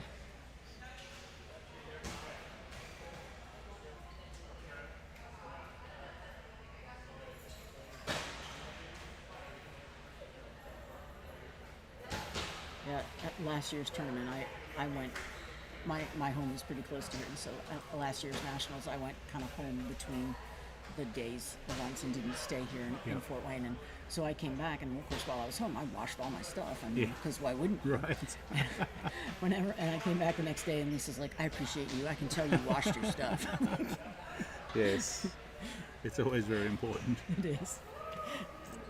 Goalball does have a unique odour to it in a gym. Lucky this is a big gym, so it's a bit wider space, so you don't really smell it as much. Yeah, that red gym here at Turnstone, it gets a little funky sometimes, that's for sure. But this gym is, and there's 4 basketball courts in this big gym, so and then a full-size track around the outside, so this is a huge open It's a big space. facility. We can't stink this one up too bad. It's good that they've got the barriers around this actually, because it is very difficult to hear in here. Yeah. Yeah, it's kind of a toss-up. You can hear better in the red gym, but you can slide better in this gym. So, it's, from a player perspective, they have their pros and cons. For sure. I always used to like playing on the wooden floors, to be honest. Me too. Just because you get more of a dive. Mm-hmm. And the floor's quicker, I think. For sure. Yeah. For sure. Yeah, I'd much rather play on this floor than the red gym. And I don't have to hear the zipping of the Terraflex. Yeah.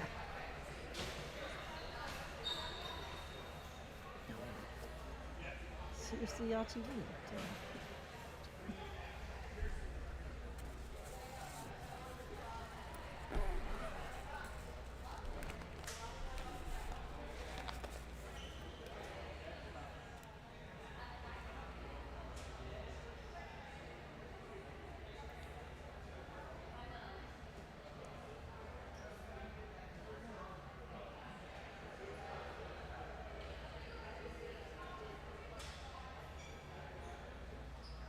Now, I wonder if we'll see Tchaikovsky playing center here for the I would Honeybees suspect today. so. Yeah, she's, that's not her happy place, but boy, she has taken that role on. She says in it's this not her happy season. place, but I'm not convinced. Every time she tells me that she doesn't want to play center, I'm like, yeah, but you played so well with Honeybees. Yeah. Yeah, she's come in this season, and it's new this season. The last season and the season before that, she, since I've been back watching the sport the last 3 years, so this is my 3rd year back, but those first 2 years she didn't play center ever, and then this season she's come in and played center pretty much the entire season for the Honeybees, and has done a really excellent job of it, truthfully. I think, Amanda Dennis also seems to be a lot more focused when she's playing with Lisa. Yes. I think Lisa's a really positive influence on Amanda's game, and they play quite well together. Yeah. Well, they've been doing it a while, Yeah. too, so that helps, right? They have a good combination.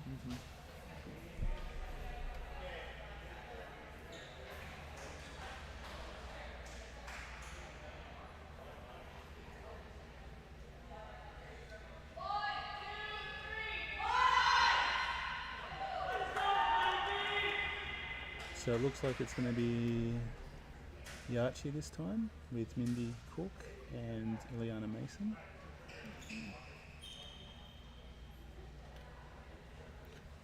Well, we'll see how young Yachi does here in the center for the Monarchs. Looks like Lisa and Amanda and maybe Shelley, but maybe they'll play Jenna.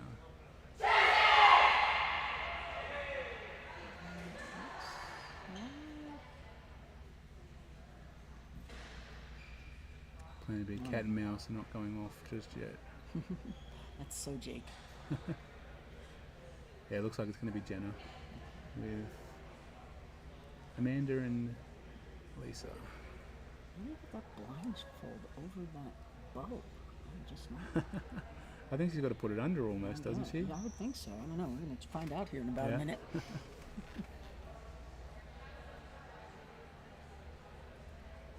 Must be her thing, the lucky shorts and lucky bow. Yeah, It worked in New Jersey, so... we'll see. Yeah. And it looks like Deep is one referee and Jonathan Newman is the other referee.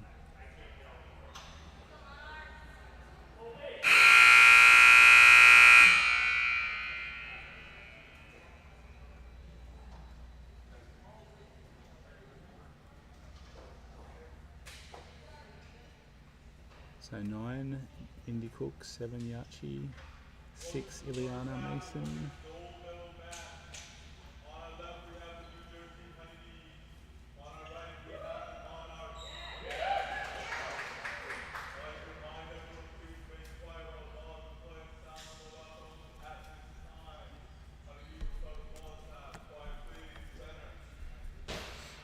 So New Jersey will start with the ball.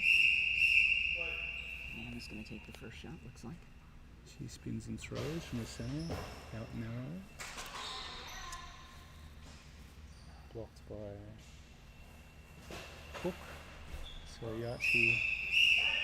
Oh, nice throw by Nice throw Ileana. off the block by Ileana Mason. That was a great throw. So Yachi's going to play right wing for Monarchs. Amanda spins and throws. And straight through Mindy and Yachi. Yachi didn't actually dive, and Mindy kind of short-armed it a little bit. That's been kind of a pattern a little bit with Yachi of late. It's interesting that they put her opposite Amanda. Yeah. Blocked out by Lisa, who's playing forward of the front line. So Tiberia's right wing and Dennis left wing with Chikowski in the center. That one goes right down the middle to Mindy Cook. She's Passed gonna off to hand it Ileana. to- Amanda comes in and blocks well there off the cross-court shot from Ileana. Dennis throws again at the same gap, and that time Mindy comes across a little bit more, but Yachi's still not solid on that. And then that's out. Yeah, and had to do that to avoid that 10-second. Yep. That ball bounced forward, and they didn't communicate on who was going to chase it, and that's what led to that whole escapade there. So Lisa throwing narrow into the gap. Nice block by Mindy Cook.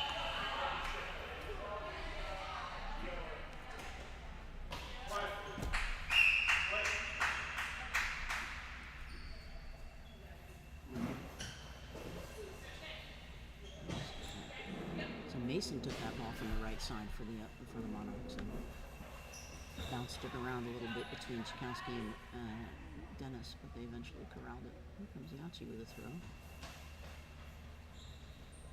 Easily handled by Lisa. Pass off to Amanda. Get ready. Good block by Cook in the gap there. She trapped that nicely. See Yeah. that trapping move? It's really improved actually Mindy's trapping ability, which is great. And that's the game here. Is you want to move Lisa around. You know, she stays pretty solid in the middle, but you want to get her moving side to side. Nice block by Tiberia and a really good throw on the line by Ileana Mason.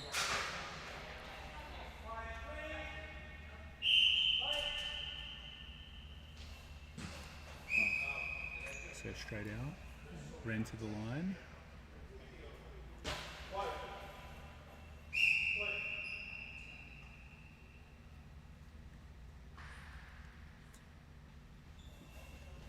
Cook now into the narrow post of Amanda, who blocks. Goes around Lisa, throws in between. Back at the post and scores. Nice shot. Clean. Scores clean on Lisa. Yep, cleaning that corner right in that shot. Ileana just didn't make it over to that line. Yep. So 2-1. Mason with the ball now. Over the centre. Nice block by Jenna. In that right wing from New Jersey. She goes back to the post. Runs and throws a long cross court, but that's out of the front line of defence. Yachi comes back. And Mindy comes across. Mindy loves to throw. She does. Decent gap shot, but well scouted by Lisa. Lisa back to the sit-on. Big bounce throw. Look at that. Yeah, good fracture. Mason into Chikowski, who blocks well and traps. And that's really important for Lisa to be trapping balls, so she Yeah, doesn't have to do that extra work of chasing. Nice narrow cross there by Amanda. Mindy passes back to Mason. Mason now runs and throws gap to gap, but nicely blocked by Lisa. Has that little bit of extra range from positioning. Jenna, meter in, straight into centre, easy for Cook. Cook back to the middle now. Throws narrow, but well positioned by Lisa. Now she has to chase. Now she'll pass it out. Let's avoid that 10-second penalty. I was saying in the last game that some of the 10-second calls have been pretty darn quick. Yeah. Yachi passes off to Mason. Mason goes back around Cook and throws from the left side post, cross court to Amanda's far side. Well blocked by Amanda. She spins and throws into the gap and off Cook and off Yachi. Mason with the backup defense. She's got great backup defense, Ileana. She's the best at it, I think. She saved, I think, about 5 goals in our game when we got through the first layer of defence. I wasn't happy. Jenna now with the ball, 2 metres in, on the right side. Cross into Yachi. Yachi blocks with her feet. Passes back to Mindy. Cook now from the centre. She runs and throws into the narrow post of Amanda, who blocks out. That was well positioned. That would have gone right in the corner. Yep. Didn't have a ton of speed, but really accurate. Amanda now with the ball, 2 metres in. Spins narrow shot and straight through the gap. Mindy went the wrong way, and Ileana didn't come in enough. Yep. Great shot. I have to say, Amanda Dennis is throwing an amazing cross-court shot at the moment. Very strong. Mason. Cook, sorry. Into Lisa. Lisa's positioning very well in this game. 3-1 to New Jersey. Beautiful bounce ball. Up off Cook and out. So now what they've got is Cook going too far, and that's great for New Jersey because now they can really kind of mess around with her on the angles.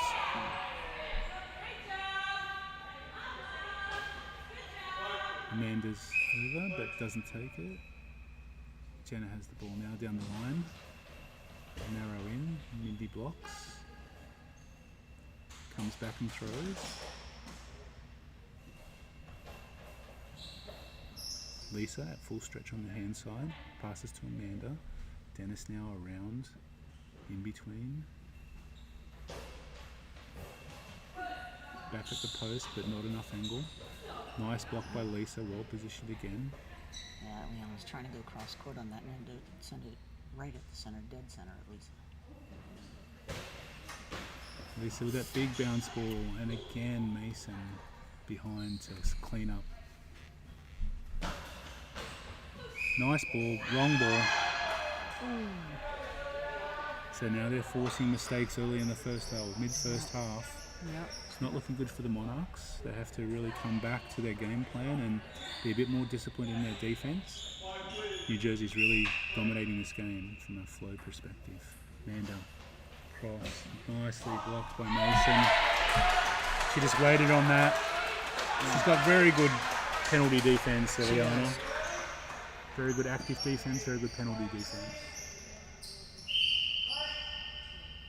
Mason again from the post, narrow that time, but again Lisa really well positioned. Lisa was there. She was late, ball over, and again that's that wasted motion for Lisa that she doesn't need.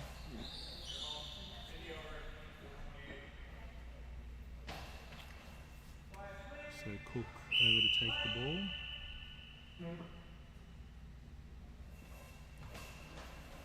Straight again to centre, no movement for Lisa needed there.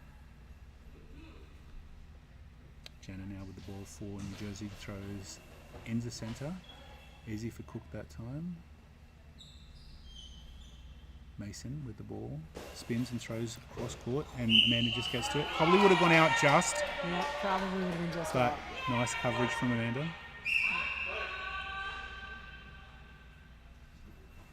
Spins, throws at the gap, and nicely blocked that time by Cook. Cook's hand side defense is really something. It is, She unless really she goes doesn't- too far. Yeah. It's a fine line, right? And she's very, very good and very strong when she's in her lane. Yeah. But the moment she goes too far, then she's flipping balls over. So it's and Yachi being short on that wing Yes. leads to that She happening. has that tendency to want to try and, Yeah. and Yeah. overcompensate. But when she's around the middle, very solid. But some mistakes in this game. Ileana, very good defense, saved another 2 goals, so it's 3-1, but it could have easily been 5-1. Yeah. And Monarchs just aren't putting any offensive pressure on New Jersey. Yeah. They haven't targeted Jenna either, which is interesting. Yeah. And so a lot of cross courts, a lot of narrow crosses, a lot of the centre, but not really narrow into the gap on Lisa's feet side, and nothing at the line for Jenna, which has been surprising. Lisa throwing to Yachi and scores. And Yachi didn't even know. No. Didn't hop down on that ball and didn't read it. Great placement by Lisa. Yeah, it was a beautiful throw. It would have been a hard throw to defend. But Yeah. You got to. But you got to get down to the ball. You got to move. Yeah. Mason now runs and throws. And this is where I also, that should be ball over. Yeah. This is where I also think Ileana tries to do too much. Is, she has a whole bunch of throws, but what she needs to do now is focus on the gaps and putting some pressure on New Jersey. And you see now, that's the shot. And that scores. So that's what we talked about. Now I want to see her go back there again and put sustained pressure in that spot rather than trying to do something different. You've scored, let's score again. Great ball. Really nice long ball. Yeah, that was a good one. And it was back at Yachi, but that time blocked in front by Cook. Left out. Now this is what I also don't like to see from Mason, where she's just scored. She should want that ball. She should take that ball back and hit that corner again. And now Cook's going to throw off the court and waste all that offensive pressure that they just built. So I really want Ileana to grab the game by the throat and really, follow up on that, what she did wrong. Yeah, and she can do it. She's got so much talent. Yeah. Lisa into the gap, nicely blocked down. Mason, quick return, bounce ball. Yes. And that's scored again in the gap. So, again, now they're starting to build some offensive pressure. Quick return was a good one. Lisa was just leaning back on her feet a little bit and flicked that over between her and Jenna. That quick return there is what caught them kind of napping a little bit, and that was a good play. And Mason, even with that spinning throw, knew where she was and knew where that ball was going, and that's a beautiful thing to see, right? So they've done a good job here now. They need to keep the pressure on. It's 3-4. This is going to throw the heck out of this ball. Yep. And look at that. Right over Yachi. She was just sitting back, not putting her body to the ball. It's disappointing from Yachi, to be honest, in this game. She just hasn't attacked the ball in defense at all. And, not to downplay, but that was a really beautiful shot. Yeah, absolutely. A wonderful throw by Dennis there as well. So you got to give her props for that. Absolutely. That was a great ball. But it was right at the body too. Yeah. Lisa, nice bounce ball, but Cook blocks down, takes the ball. He gives it to Mason. Yeah, Mason spins and throws, tries to go narrow on the hand side. And again, this is where I think Ileana really needs to focus on where she scored before and continue to hit those holes until they dry up. And then she's trying to do something different. Yeah. And Amanda's straight back, and again, great active defense by Mason, who blocks another goal from going in. Again, back to the centre. She just lost her way. She scored 2 beautiful goals and didn't go back there. Jenna, cross court. And they're really targeting now Yachi. I wouldn't be surprised if we see a substitution soon. It should be.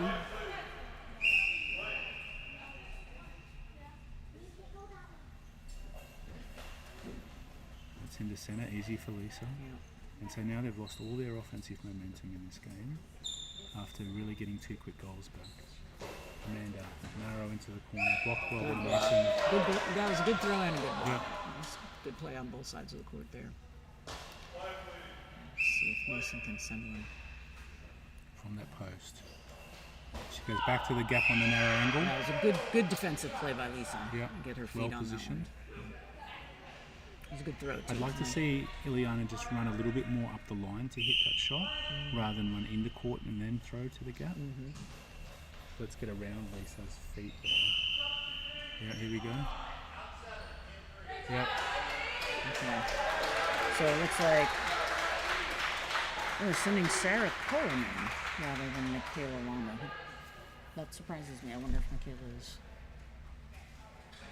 not feeling well or something? Because I know she started for them yesterday and played well. He played well, yeah. I wonder if she's not feeling very well today or something that she's not playing. Sarah, Sarah is someone who's frustrating to play against sometimes because she just gets in the way of the ball. And she doesn't have great range, but she's quite solid. And so she'll be more solid. So Mason's gone to the right wing now, opposite Dennis. And so Dennis is going to move and throw it. Come on now. Count. And see, she's got her body behind the ball a little bit better than Yachi does at the moment.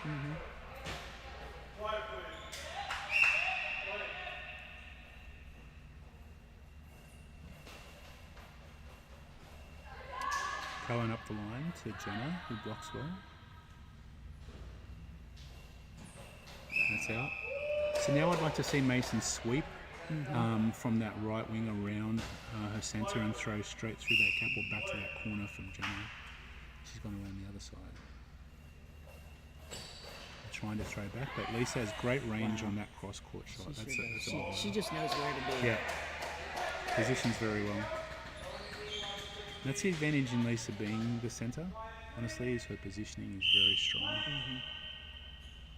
Mason again, what's she going to do this time? Down the line. Misses by about a metre and hits Amanda in the stomach. So easy body positioning there. Amanda throws into Cook. Sarah has the ball and passes it out. I do feel like people are worried about the 10 seconds, but also feel people are rushing a lot and throwing the ball out when there's still 5 or 6 seconds to go. And you see the more experienced players. Oh, beautiful goal by Lisa. No, I think So that she was just Jenna. Lisa walked over, was up the line and just threw a nice goal. I think Sarah was not at all in position. No, Yeah, I went think straight through. So 6-3.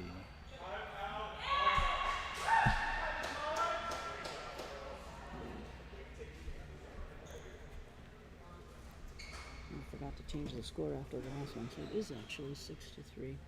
47.7 seconds remaining in the first half. So that was a great goal by Lisa.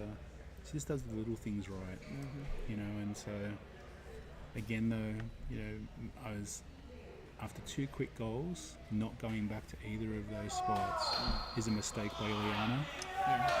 And you see in I find it interesting, every time there's a stoppage in play, Jake Chakowski is saying something. Yeah.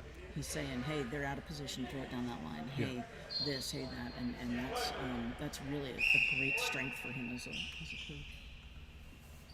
So Cook Out of bounds. tried to hit the corner on Jenna, but threw it out. Mindy's very side on with her throwing. I'd like to see her come a bit more front on.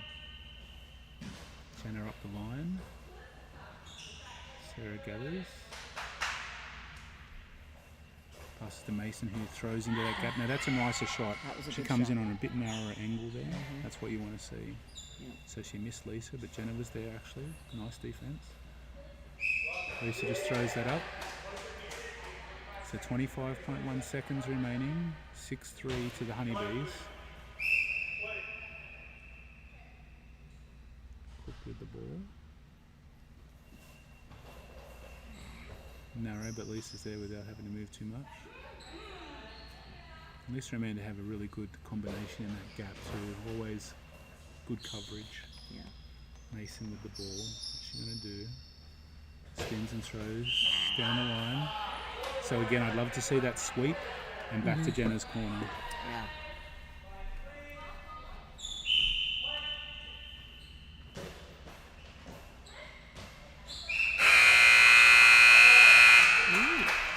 So our halftime score is 6-3 in favor of the Ohio Monarchs. Honeybees. Or Honeybees, sorry. My brain is a little funny. Sorry, thanks for the assist there, Murray. 6-3 in favor of the Honeybees, and we'll see what the second half brings. I think takeaways from the first half, Karen. What's your takeaways? Yeah, I think I'd love to see the Monarchs be consistently trying to hit spots where they have scored, Yeah. and I think just controlling the pace of the game a little bit better, even. Giving the ball back, like you were saying. Eliana just scored. Give the ball back to her. Yeah. Keep your ball on the court, for crying out loud. Yeah. Yeah. You can't score if the ball's not on the court. Yeah. And that's something that they've got to work on. I mean, and we see that in a lot of games, and it's hard. Everybody's blindfolded. Of course, Yeah. there's going to be balls that go out of bounds. On the Honeybees side, I think that again, Lisa is showing some really powerful skills there in the center. She hasn't really thrown very much, but the throws that she has had have been, really that bounce ball of hers is something. Yeah, and I think like having the two bounce balls, the one that loops up with the top spin and then the one that comes through, it's a great combination because it really messes with the offensive timing to the ball. You don't know which one you're going to get, and she's scoring well with both of them. Yeah. So and Amanda Dennis is throwing well. Their defense is pretty solid, and if there's a chink in the armor, it's got to be they're on Jenna Tiberi's side of the court, and they just if I were the Monarchs, if I was John Potts, I'd be like pound her. Yeah, you have to go after her, and Ileana's got the throwing power to do that. I think looking at the angles and looking at the repetition. That sweeping shot where you want to try and get Lisa to come back and move late, as she did when she kicked one over. That's what you want, and then you want that line shot where you can sweep around and go bang straight back to that line with the bounce ball. I think those Ileana's strengths, and she's just not throwing them. Yeah. And so it's I see that a lot with Ileana, where she's got great opportunities and just that. Trying to do too much in pressure situations is taking away from what she can do out there. And so really want to see that in the second half. More consistency from the offense. But you have to block the ball too. Yeah. Defense. Yeah. She really struggled out there. Yeah, Put a lot of pressure on the Monarchs early. Yeah, I think overall Mindy Cook is doing a solid job at center. She's I think trying to overextend a little bit there on Yachi's side of the court. Just kind of knowing that Yachi was a little bit smaller and weaker on that side. Yeah. But overall, her defense has been solid. Yeah, absolutely. I like seeing that. Yeah, when she's in her zone, definitely she's very strong. Very good. Yeah. Very good. Yeah.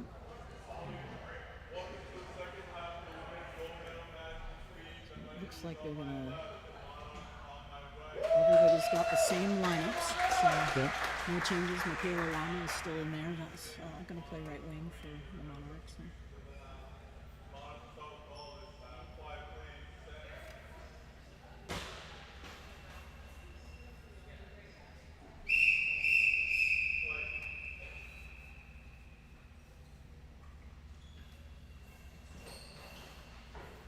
There you go. Yeah.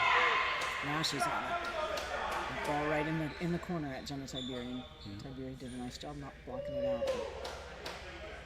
But that's where they need to be sending the ball. It looks like they're making. Is Jenna hurt? She may be.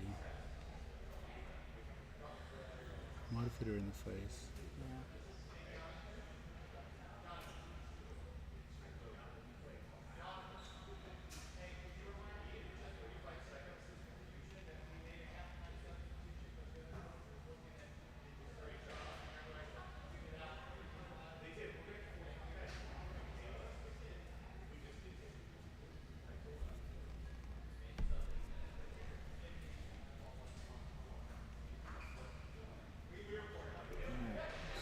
She's Yeah. going to continue. Good for her.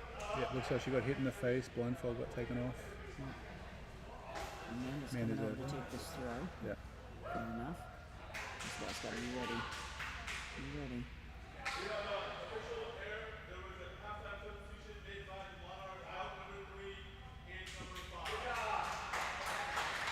So good job by John Potts, just making sure that the umpires talked about that and announced it.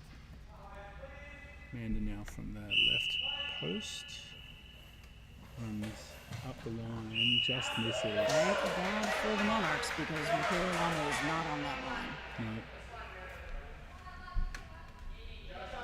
No, And you hear Eliana Mesa saying, on that line, Michaela. yeah. And Amanda's been throwing really good line shots this weekend, actually. Very accurate. Yeah, her accuracy is, she's keeping it in bounds and keeping it in the gaps and in the lines. And Yeah.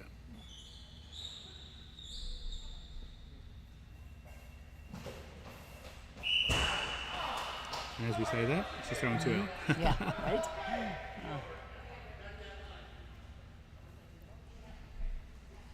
But now see Amanda, she's a smart player. She's going to set this up. I wouldn't be surprised if the next one goes into the gap off the line. Mason around. But again, cross into the Right centre. at the net, That would have been the perfect shot to again target Jenna down that line or in that gap. Nice block by Cook. Again, very strong in her range. Mason out of the centre. Again, throwing to Amanda after she hit Jenna in the face. You got to follow up. Keep that And pressure look on. there, Now Mindy's going you're way right. too far into the gap.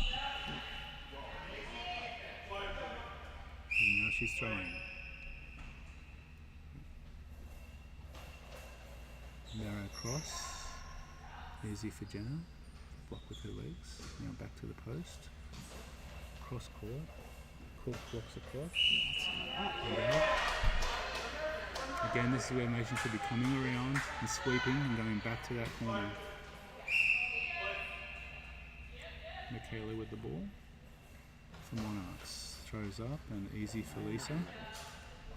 Lisa picks up. So again, she has time now to be able to set where she wants to throw. Comes into that narrow gap, goes across. Cook again, too far, much over, I think. But blocks down on that one. Mason from the left side. That's a nice shot. It's a good shot. That went past. Lisa missed that Yeah. completely, but Jenna was there. Jenna made a good defensive play.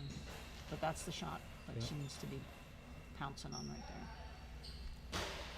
All right, there we go. There's another one. Look at that. That's loose off Lisa. So this is where you want to test out Lisa in the second half of a final. After she's played a lot of minutes this tournament. Move her around.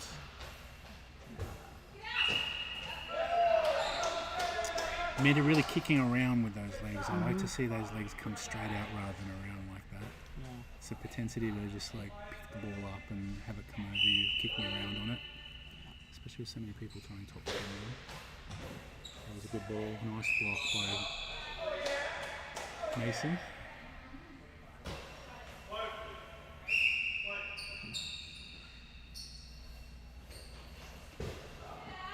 Lisa was there that time. Yeah, Look how very far well over Lisa positioned. was. She comes back into the gap now on the right hand side. Spinning across. Good block by Michaela. Forward into the ball. Throws back up to Lisa. Very easily blocked. Over to Amanda. Dennis about 2 meters in now. She's coming close to the sideline. Spins and throws and hits the centre. Mindy, good chase that time. Yeah, that was quick. Nice pass. Mason back at that gap. Hits it on a narrow angle. Let's see that bounce ball up the line now to Jenna. Cook blocking it out.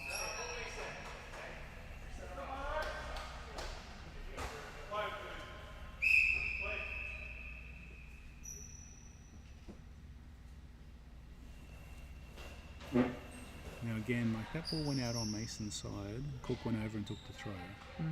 I just don't see any point in that. Yeah, except I think that, When you're 3 goals down, yeah. I don't know if Mason had thrown a bunch in a row. Michaela now to throw from the right hand side. And right at the middle. Yeah. Dennis now back to the left side post. Up the line, that's Nice better. block. That was a Nice much better block by position Michaela. for her, yeah. Yeah. Yep.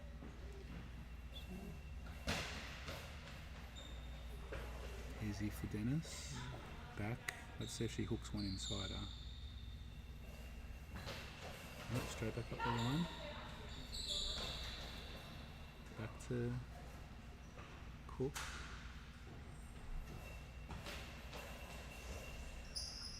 Throws into the gap, but well blocked by Lisa. So timeout New Jersey. Yep, we've got about 6 minutes and 2 seconds left to play. Still 6-3 in favor of the Honeybees. So we haven't seen one line ball to Jenna in the second half so far. Yeah, a couple gap shots, but nothing down the line.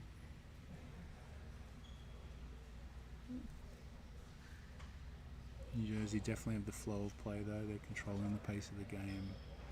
Yeah. And as we get closer and closer to time running out, it's going to be, it's going to be important for the Monarchs to try and just stay calm Yeah. and play the game and not get frantically trying to throw quickly and speed it up and all those things that, sound like they would be a thing that would work, but usually don't. Mason going narrow bounce back to Jenna. Love to see a bounce line ball or a bounce line ball in. Yeah, that was Easy for Cook. He's back to throw again. And out again.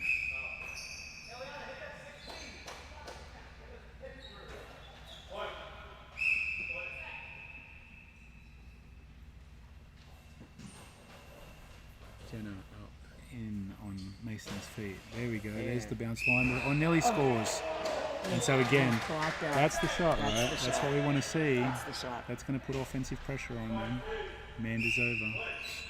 She's going to keep it from the right wing. Spins and throws to Mason, who blocks down. Now again, she just had a major fracture, and she went cross court that time to Amanda. Yeah.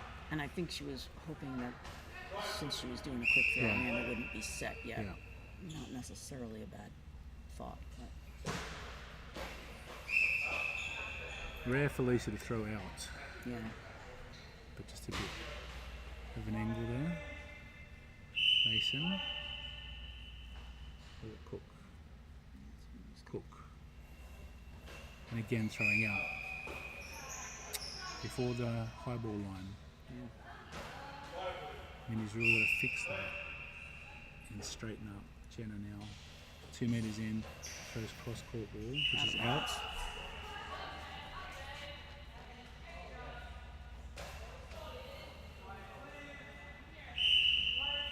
Michaela up the line, about 2 meters in, and Lisa blocks in the gap. Substitution. So Shelley. Shelley's going to come in for Jenna. Yep.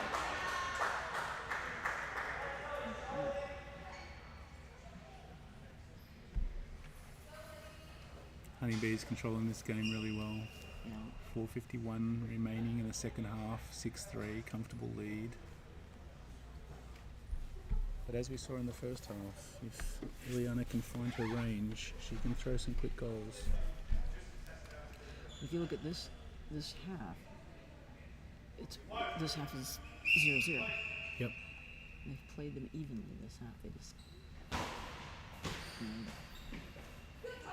kind of got behind and are having trouble getting back into the game.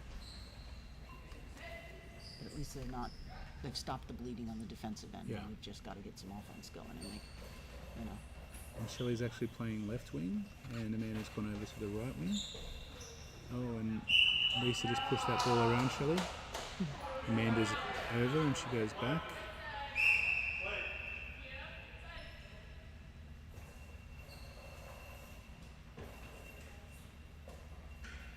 Michaela's come on and played good defence after being attacked pretty hard down that line. She's held her own. Lisa now with the ball out of centre. Spins and throws into the gap. Nice block again by Cook, but nearly ball over. Comes up and Mason throws and hits straight to centre.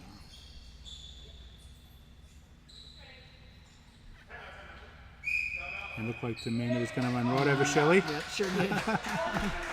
Good call by Coach By Jake. to stop that catastrophe from happening. So 3:53 remaining. Still that nice 3-goal cushion for the Honeybees.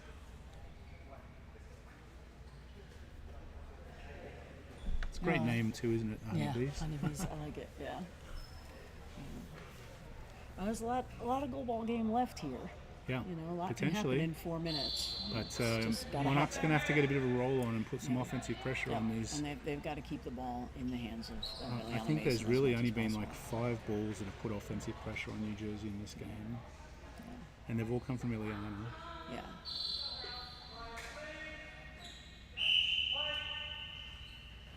Amanda scores in the gap. So it didn't look like Mason read that very well. No, she didn't. She was a little slow getting down. I think it was Mason's feet that it went Yeah. over.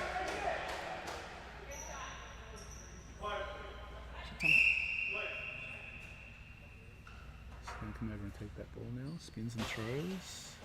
Tries to hit Lisa in the gap in between Shelley and Lisa, but Lisa just sticks her hands out. Yeah, it's pretty close to the center line. So 7-3. 3:50 to go.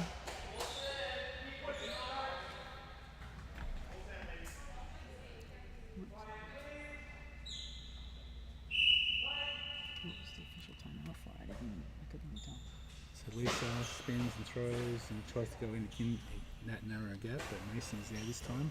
And Dennis, a nice save in behind Lisa. Yeah, because Lisa wasn't ready. Yeah, So good that coverage. quick throw was a smart throw there from Liliana. Really smart. And Good block that time by Cook on the feet. Now Mason, let's see that sweep around shot and through that gap. That's what I want to see here. She's sweeping. Let's see if she goes straight to that gap. She tries. a little bit more towards center than probably what she needed. But Yeah. she's Right idea. Yep. Doing well there. Shelley up into Michaela. Michaela.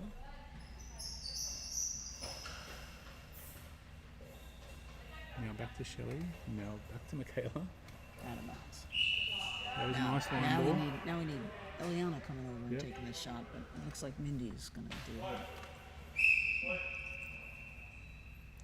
Yep.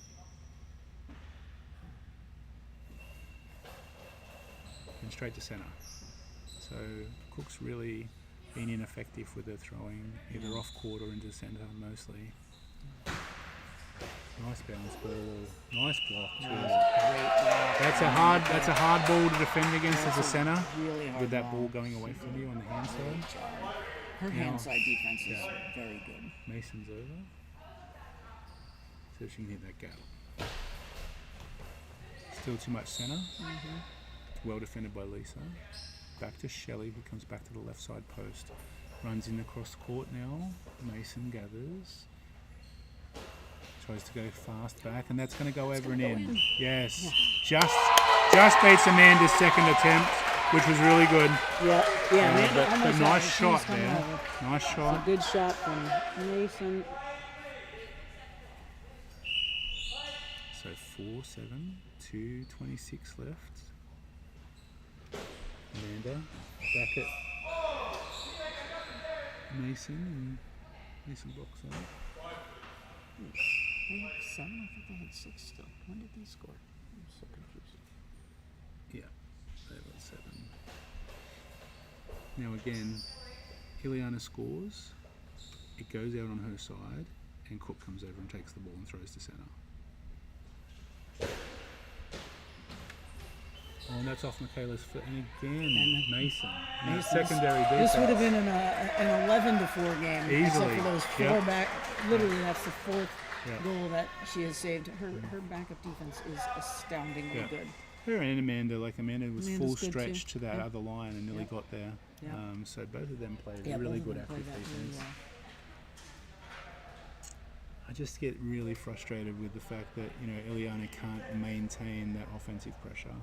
She's got so many skills and so many weapons, but Yeah, I think she can. You can't let She just hasn't you can't yet. hand off the ball after you've just scored. Yeah. If you're the lead thrower, you can't do it. You got to take control. Yeah, I think she can do it. She hasn't yet. Yeah. I hold out hope. I'm the eternal optimist. I know that. Nice. Oh. So that was through. That was in Good the shot. goal too. That was a beautiful shot. Yeah.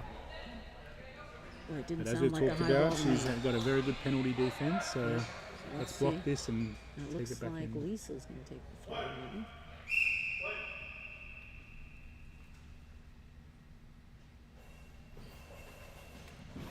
Good block. So surprising, Lisa usually runs to the right and hooks the ball to the left. Yeah. That's what I was expecting there, but she did the flat shot. Good positioning by Mason. Ileana now from the left side gap goes narrow across, and Shelley just gets that feed in behind Lisa on an angle. She's hitting the right spot now. Dennis across, nicely blocked by Michaela.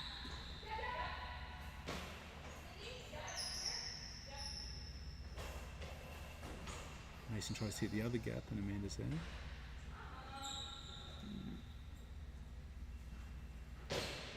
Nano back to the corner, but that's out. Still a little bit of over rotation there.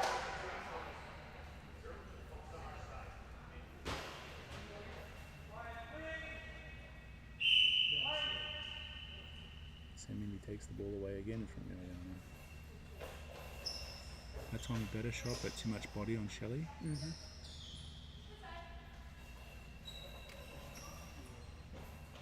That was up. right on the line, Yeah. that ball.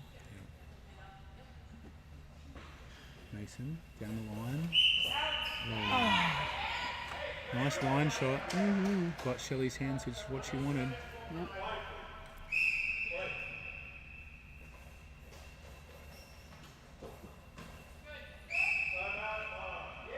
Good timeout All right. by Coach Potts.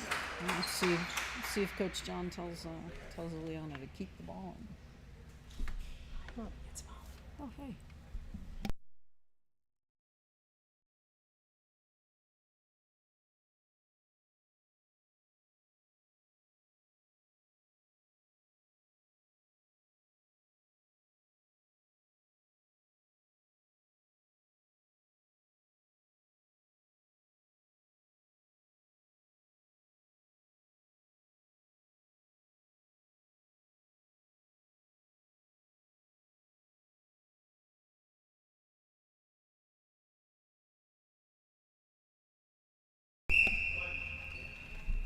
So out of the timeout, 1 minute remaining. Lisa stubbed something. Amanda now from the left side, the right side. Into the goal, beautiful shot. Just on that very narrowest of angles too, Yeah. coming in the... It's a hard shot to block. It Yeah. really, really is. Yeah. And something about that lefty spin or Yeah. something. It just, you're not used to hearing it. Very good accuracy from Amanda today. So now comfortable lead, 8-4. Yeah. Mason into, nicely blocked there by Lisa, who's in really good position. Yeah. Passes off to Shelley. Shelley up into the gap and nicely blocked by Cook. So out Michaela and back in Yachi. I wonder if they're actually going to play Yachi in centre here. That might be a play. And maybe take Ileana to the right wing and Mindy play left wing. Yeah. They've got nothing to lose. And let Ileana try and send a couple down here at Yeah, Shelley. hit the line and hit the gap. 8-4. Mason cross court. Nicely positioned that time by Shelley. She was right up on that to cover the angle. Yeah, she did a nice job. Lisa just throws up the courts and Yachi gets it. Toyashi back to the right. Cook. Too much center again from Indy.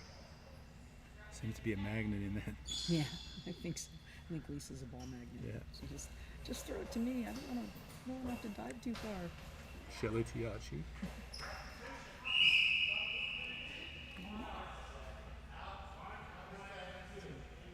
John trying to get an extra throw. Oh, he's only got 1.2 seconds. Yep. So this looks like our gold medal winners this year are going to be the New Jersey Honeybees. I think that's well, at least the 3 years I've been back in town. They've been Yep. the winners champions. at the national championships. Yeah. Very consistent team.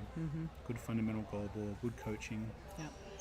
Good piece players too. Jenna and Shelley. Very Yes. good piece players. Yeah, for sure. So fittingly, Lisa ends up with the ball in the centre. Off a quick shot from Mason. So congratulations to the Honeybees. They really controlled this final from the outset.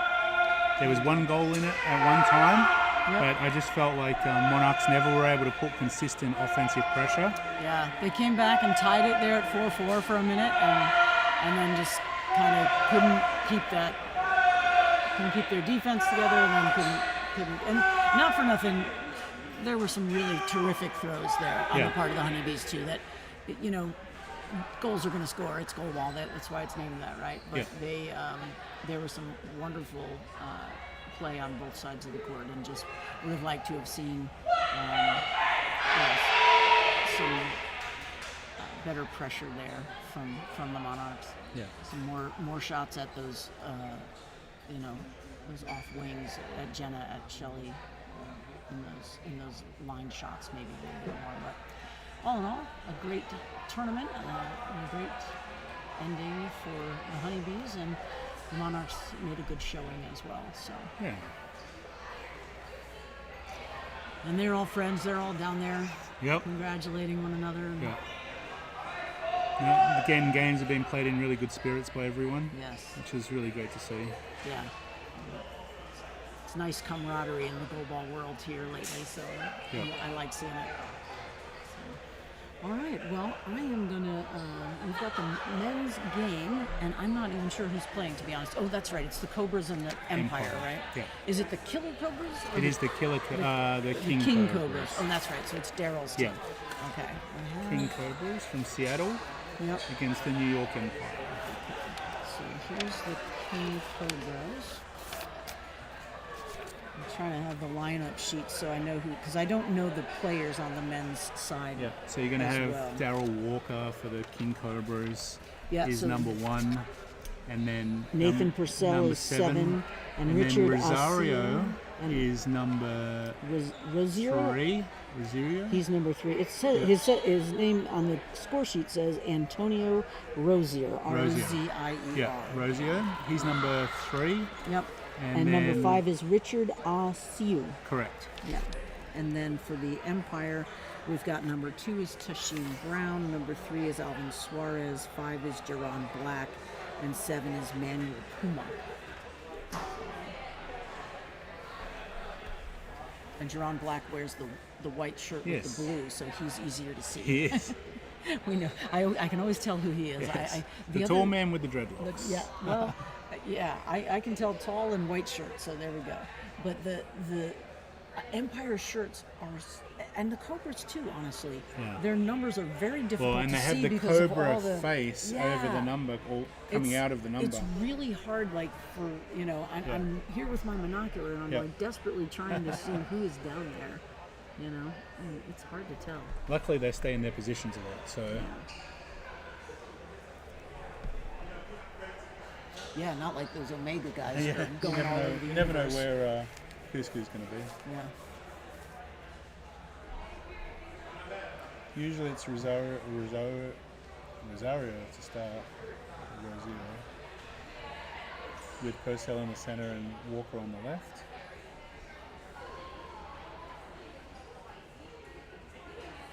A nice huddle going there for the Cobras.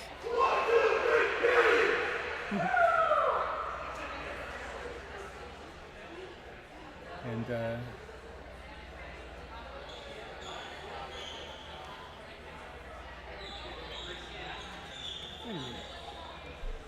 Who's number 2 for the Empire? Number 2 is Tashim Brown. Brown. So that's 7 is Purcell.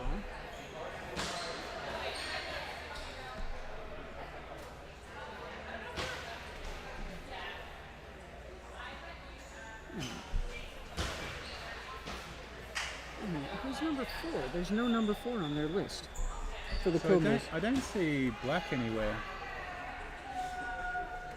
Maybe he has a different shirt today. Yeah, I see Suarez and Puma Oh, there's Laurent. and Jerome. Hello, sir. I have a quick question. Yes. How do you pronounce Haley's last name on PC Corruption? Is it Andress or Haley Andrus. Yeah. Andress? Okay. Yeah. So it's 2 S's. That's why I was shocked. Oh, Yeah. Okay. Because did you get filled in, Karen? yeah. Okay. From Molly? Mm-hmm. Okay. But you're good? It's fine. Yeah, I don't care. She's great. I'm just here to help.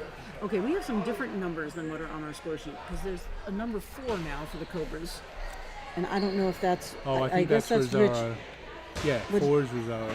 No, he's supposed to be 3. Yeah, well, he's 4 now. He's 4 now. Yeah. All right, well, that's annoying. I think maybe yesterday he was wearing a different jumper because when Richard called a substitution, he got a delay of game penalty for calling For 3, calling the wrong number. Okay. and or he was 3 yesterday and then he's 4 now. So Yeah, he was 3 yesterday Yeah. for sure. And you're right, I don't see Jerome Black either. yeah, now he's standing in court. Yeah, so now he's standing at the high ball, well, in between the high ball line. He's the tall one, just standing right there. Oh, so he's got. He's got the same jersey. Now he's as got the everyone same else. jersey. Yeah. Okay, so. Oh boy. All right. No. So now he looks like. To He's me, number he looks 8. like Tashim Brown as well. He's The number tall, 8. Tall. boy. Brown's bald, no hair. Oh And, yeah. LeBron, Okay. and I keep on calling him LeBron. Jerome. Jerron. Jerome. I called him Jerome for so many years. All right, so he's number 8 today. Yes. I think it's actually J-Ron. I don't know. All right. So I'm just going to call him Black. We're going to There go we with go. Black and Brown. Black, Brown, Suarez, and Puma. That works. Okay. So Kumar's 7. Puma's 7. Okay. And Suarez, typically, the last few games that I've watched, Suarez usually starts on the bench. Yeah. And he's like a player coach, I think. Okay. Yeah. So, And they're missing their main center player, Dev, who normally plays center for them. Couldn't make this tournament. you hate when that happens. Yeah, I mean, he was such a calming influence for their bronze medal victory in New Jersey. He played a really good, especially in the first half, really calmed things down. I think they went in at 6-0 or 4-0 in the first half in New Jersey and won 6-2 or something. Wow. But he was very, very good in the center. So it's hard to miss your regular center. Yeah. It's hard to miss your top, some of your top players too. Last year's national championship. Yeah. Our team, the Sirens, we played without Ileana. Yep, And so we definitely missed her a lot. for sure. So hey, we were lucky to eke out a 4th place finish. That's where your years of experience came to the forefront, huh? Well, I don't know about that. Years of luck, maybe. No.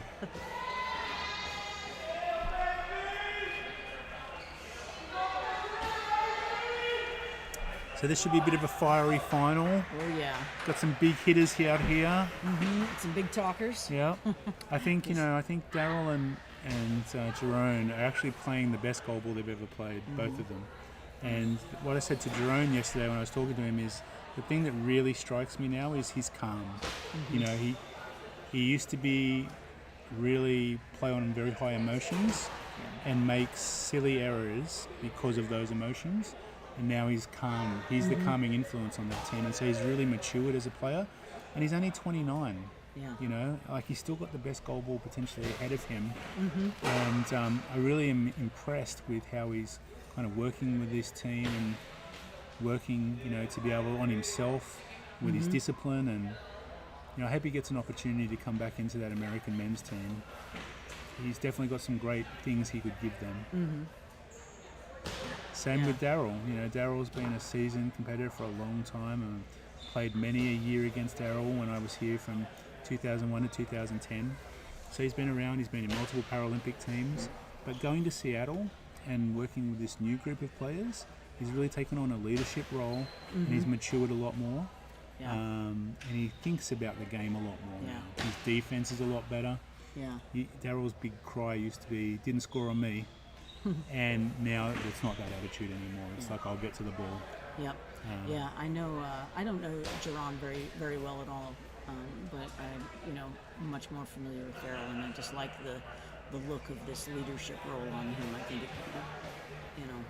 Yeah, and it was something that nobody picked really. Nobody picked him as a leader, and so he was never given that opportunity when he played for Florida, playing with Dante and Tim, and so it's really good to see him kind of come into his own. And fitness-wise as well, I think Daryl's the fittest he's ever been.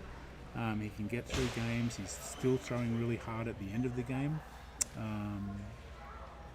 Scored the winning goal yesterday against Omega. So I think, I'm really keen to see how their teams go in the final. I think it's a pretty even matchup, to be honest. Yeah, this is going to be an exciting game for sure. Two solid teams here. It's a little bit different this Nationals with our Team USA players not playing here. Yep. And it makes sense. We don't want them to be injured before they head off to Paris, of course. But so none of those players are here, and so there's been fewer teams, but still some pretty good competition, some good games, and a lot of good competition out here, even without those U.S. players on the men's side. And on the plus side, you see teams like New Jersey, who typically don't make these medal rounds, now playing and being able to come up to express to Omega to overtime in the bronze medal match. So I think it gives good opportunities to other teams that might not have those to be able in this end of the tournament, which is great to see. Tyler and Tyler Merrin and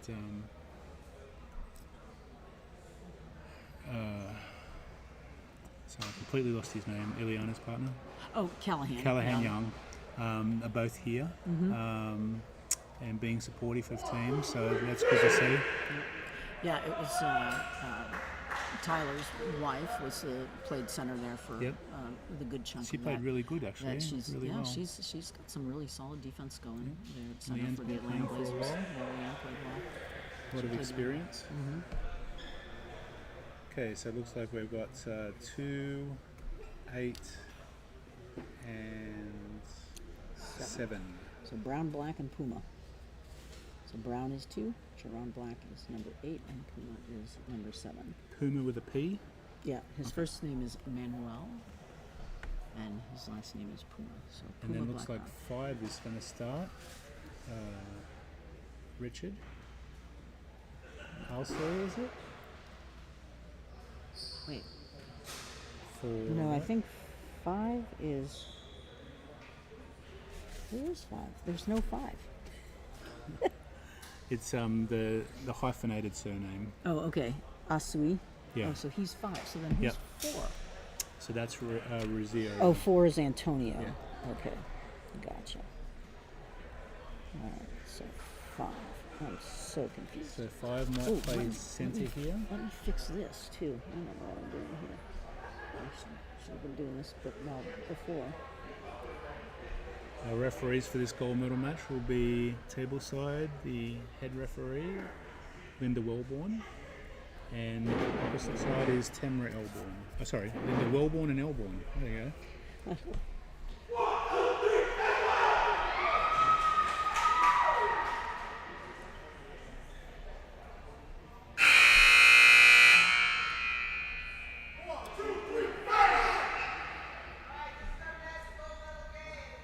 So we're going to have Purcell on the right wing, Walker on the left wing, and Elsa in the middle.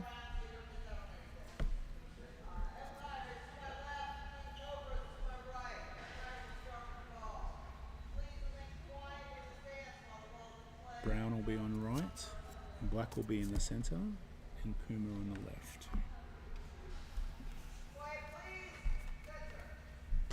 Empire start with the ball, and Black will take it from the middle. Left of the middle. Spins and throws. And that's the first goal. So Jerron scoring a lot of goals with that kind of top spin pop ball over the centre. And he's just taking his time. Yep. Now Walker.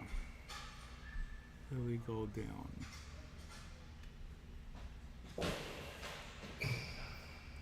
Great block by Black as well. He's got that nice range. He's about 6'4". Really reaching up in that top spin again and off Purcell that time.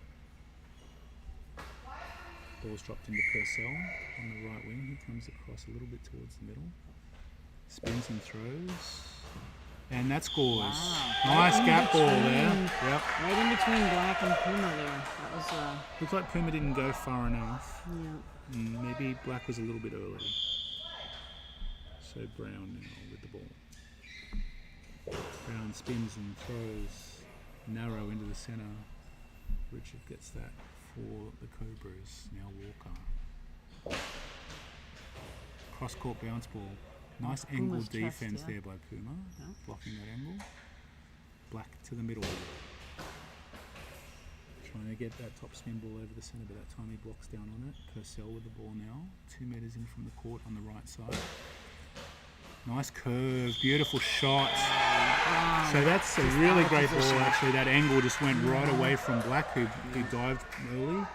And the Brown just Brown, kind of went yeah. the wrong way, unfortunately for him. Yeah. Good shot by Purcell. Brown now. Nice positioning there by Walker. Gets it in the body. Comes back about 2 metres out from the post on the left side. Spins and throws, and Brown and Black combine. Black now with the ball. Comes back to the centre. Narrow to Purcell. Nice shot. Purcell blocks down well. Nathan Purcell is a really strong defender.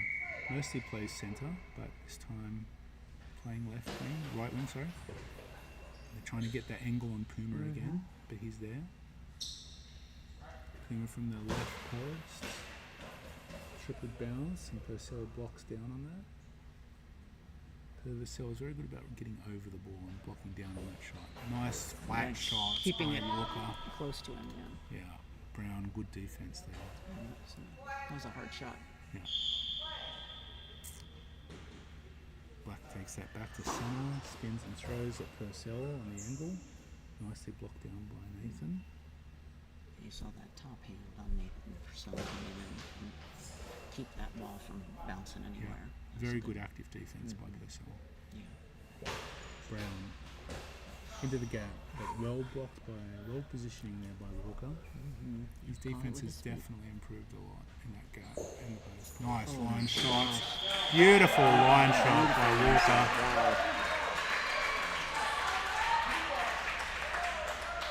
That's about as good a line shot as you're ever going to see. Just I think. flat and fast on a spin all the way up the line. So quick substitution. Yep, Tasheen Brown is heading out, and Alvin Suarez will come in to replace him. So there was some talk about Brown being injured a little bit. And he hasn't been playing that much. And he's just a bit slow to the ball, and his reaction time is a bit slow. So it looks like they've swapped now. So Suarez is on the left-hand side, and Puma went to the right-hand side. Black's still in the middle. Quick lead now by Cobras. 3-1. Purcell and Walker meet in the middle. Walker takes the ball back. Oh, such a good shot. That time it looked like spotty when Puma was there. I could hear the flick of the tape. Black, into the gap, and Purcell blocks down.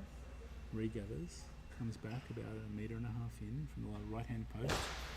This time goes narrow to the line, blocked out by Suarez.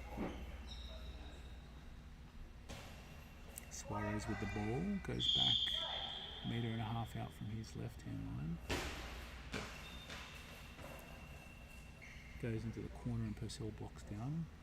Goes around the centre. Spins and throws back across black, but that time Jerron was there. You know, and he's still not quite sure where. I don't know. I guess he's back now.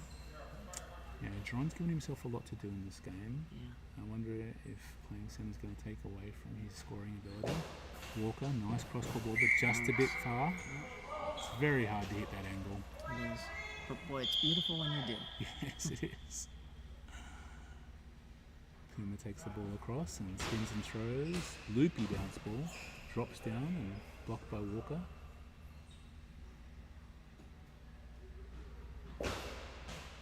Down shot and Oh, wow, Puma just got a foot on that. Yeah. Sent it out. Black. Puma really throws his body at the ball a lot. Black now into Purcell. And again, Nathan just is very good about trapping that ball down. It's hard to do, especially on this men's side. That ball is moving so fast. John over rotates that time and Black throws it out. So 5:57 to go, 3-1 Cobras. Walker's over. So he's going to carry the ball back to his left wing position and throw from there. There's a nice trap there by Puma. You see, he's got his top foot down on it. Yeah. Flatter bounce ball that time, gathered by the centre. Passed off to Walker. Big loopy cross court bounce. Oh, and Millie scores So that's that. on Suarez, who lets that go. Black now over to throw. Comes back to the centre. That's a nice shot. That was a That nice really narrow angle that just hit the centre's hands and flipped it over Walker. So 5:26 left. Back to a goal difference. And I think that's what Black's going to have to do here, is just be really measured with his throws, make them count from centre or wherever he's going to throw from. That really narrow angle to the centre's hands is a really good shot. Purcell with the ball. Comes around into the opposite gap and spins and throws back narrow across Black, who blocks it into Suarez.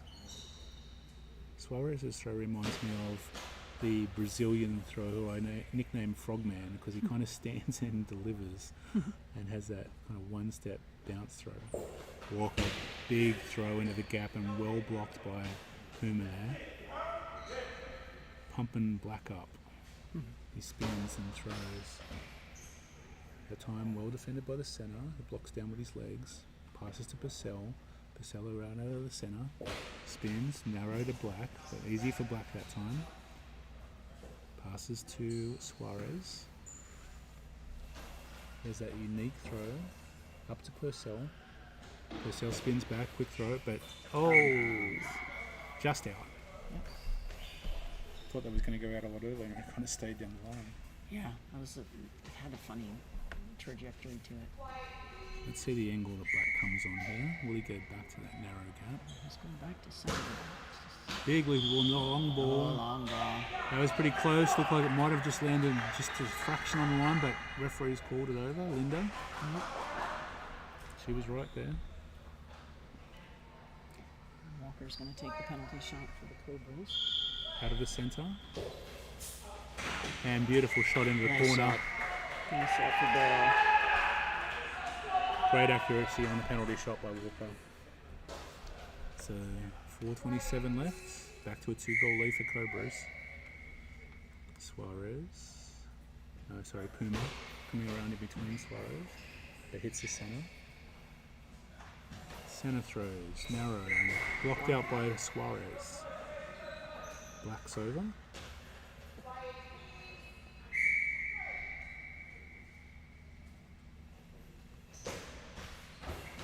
Black tried to go the opposite angle there, spin around, but it hit the centre's thighs. Walker. Narrow cross court and Suarez box out.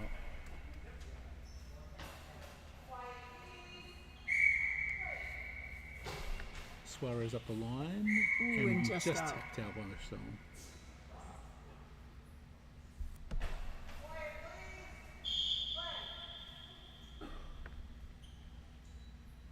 Purcell with the ball, 1.5 metre in, spins and throws, but straight to centre. Black up and throwing. Again into that narrow gap, but this time Walker was there to block it out. So Walker from that top corner there in the left wing. He's going for a line shot. It came in a little bit from the line, and Puma was there to grab that one.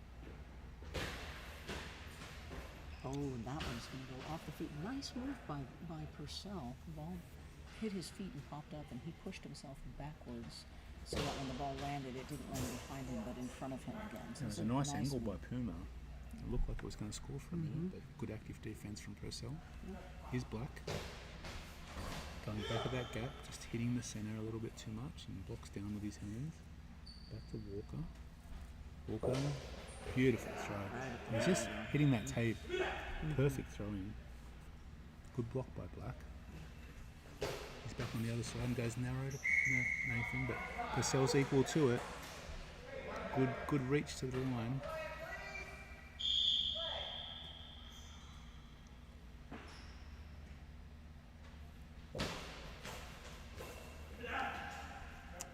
Black blocks in the gap, comes back around on the other side. Good blocking down that time by the centre. Passes off to Walker. Walker now with the ball down the line. Cross court on a narrow shot, and Suarez actually good angling there. Yeah, he was in the right spot for sure. That one step bounce ball hits the centre. Passes to Purcell. Nathan Purcell about 2 metres in from the court on the right side. Spins and throws into that gap and over. So just bounced up on Suarez and he swung at it. Yeah, or did it go over his feet Yeah. or between his legs? I thought it maybe went between his legs. Yeah. That was over. Huh? That was a good throw there. Now we're at 5-2 for the Cobras.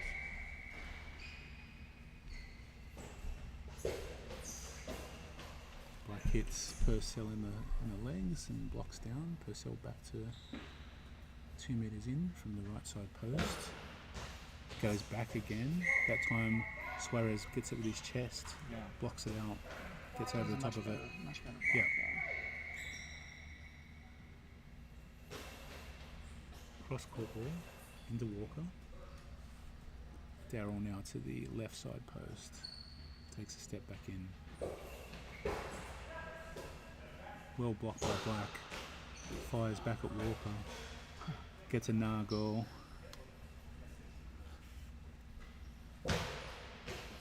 Purcell down that line and Oh, wow. That just was fumbled right a little in bit the by corner. Suarez, but eventually pushed out. Puma comes across, goes back across, spins and throws straight out. That was interesting. I must like it slipped and then like hit the floor and bounced sideways. Yeah, that was I don't think he intended that. No. I think that was a bit of a fell out of his hand kind of situation. So back to Walker now on the top left here. Black blocks that one and sends it down at Purcell, and Purcell blocks it out to the right. Nathan was just leaning back a little bit there. Yeah, it was unusual for him. Yeah, very, very solid usually in the ball. So the drop in goes to Purcell, and he'll step in a little bit and throw from that gap back at the corner. Suarez has that one pretty easily in the chest.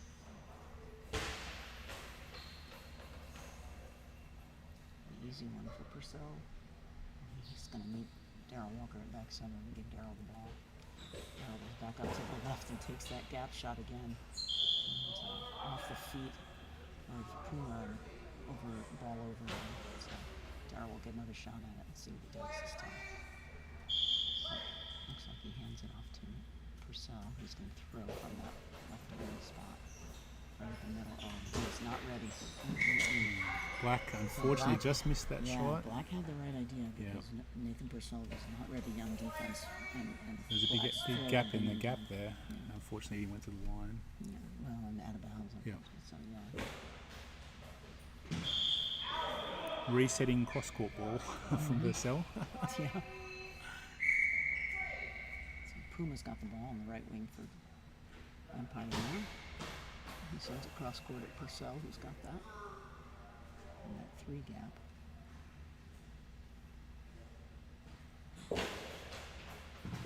Walker just throws his body into that cross-court bounce. He sure does. So much momentum. I think three out of the 4 or 5 that he's thrown have gone just out of bounds. So Yeah. he's got to dial that in a little bit more if he wants that to be effective. Nice block by Nathan. Down on top of that ball again. Black's trying to target that gap. Comes about 2.5 meters in and spins and throws. Narrow, but Black fumbled that one. Regathers. This is what I was saying to Black yesterday. Is I'd love to see him throw more gap-to-gap shots and gap-to-narrow gap shots around the centre. He's throwing a lot from centre and trying to hit those posts. But if he can get them out to the post and then create those gaps, he's got that nice top spin shot that will score a lot of goals in that gap. So whilst Cobras are 3 up, the offense with Black is always there. And they get the ball back. And Black goes to the gap.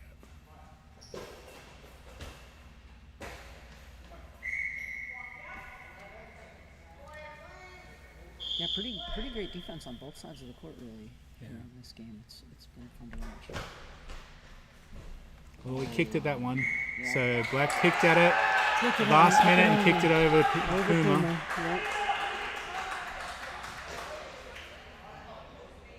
This is where you're almost, I think, better putting Black on a wing and allowing him to throw more. And although you're facing someone like Darryl, who's very quick, and that could have been a 10-second penalty as there was no chase there, but I guess they were. I guess they knew it was about halftime, or they got lucky. Yep. One of the two. So Hard to tell which sometimes. 6-2 at the half to the Cobras. Comfortable lead, but again, it'll be interesting to see what they do from a strategy point of view with the Empire now. Yeah. They've got nothing to lose really, 4 goals down.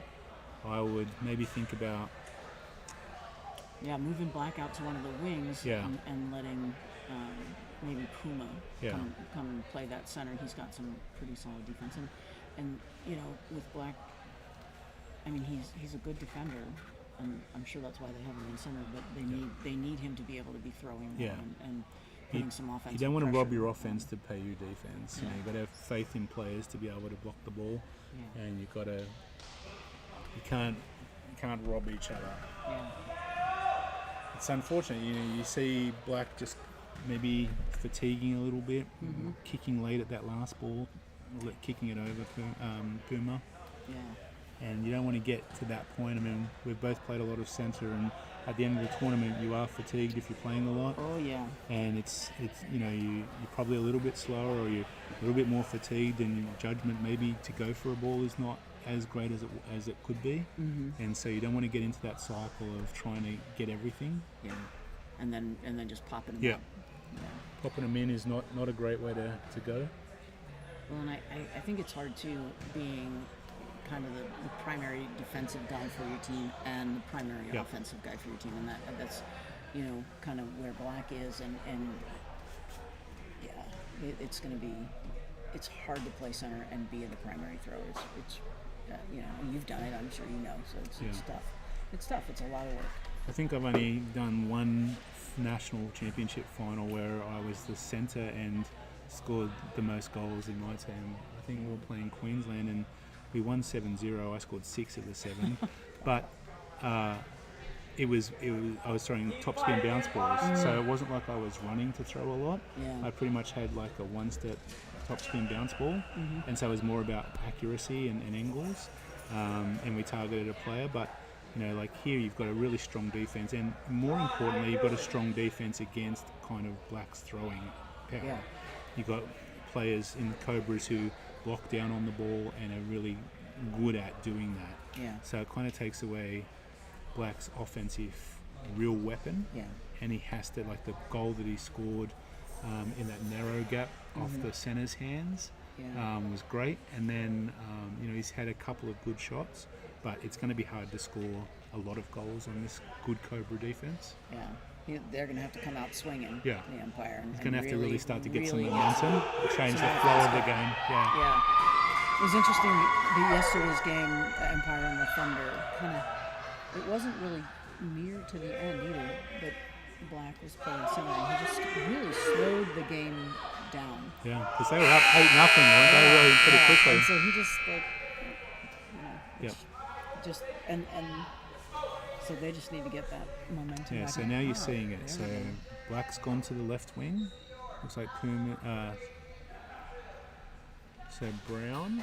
Brown has come back in, and he's going to be on the right wing. Yep. We've So got it looks Puma like in center. And Puma Jerome in centre. Black So on the this, I left think, is a good move. I think so too. They've got nothing to lose. They've got to make up 4 goals. So it's important. But here comes Nathan to start. No, actually, sorry, Walker. And a high ball. So this is a So great a good opportunity to opportunity. get Let's see what they starting do. well here. If Black can put this in the net, Let's see. they can start to put some offensive pressure on.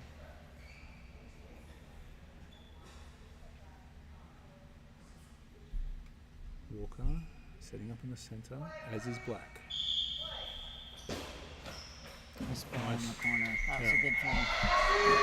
And good effort there by Daryl. He almost had it Yep. foot side, but that was this a good can, solid throw. This can start to create some offensive momentum now for the Empire. Purcell with the ball on the right side for the Cobras. And that's out.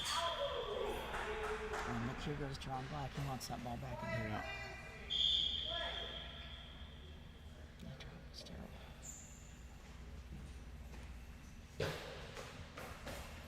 Good block by Purcell. You know, Nathan isn't like a flash player who you just notice, but he does the fundamental things very, very well, especially in defense. Oh, and that Brown just let one go right over him. That was a great cross-court bounce ball with a topspin. Just went right over Brown. So let's see if Brown can fire up here. He's got a good offensive throw. But he's not going to score hitting centre. No. Oh boy. This is a 10 seconds waiting to happen. Yeah. And lucky he didn't get a high ball penalty there. It was pretty Yeah. close to the sideline. He sure was. I always worry about when people do that. It's so easy to throw a high ball. Yeah. We saw that in one of the women's games yesterday. Yeah. So Black now with the ball outside of the left post. He was out of bounds. Yeah. And he let it go. He just Can't came waste your shots.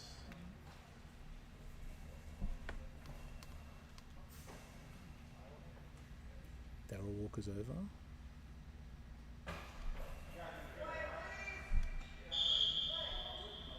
Takes the ball back around the centre to the left side wing. Oh, and through Black's arms there. Just diverted the ball.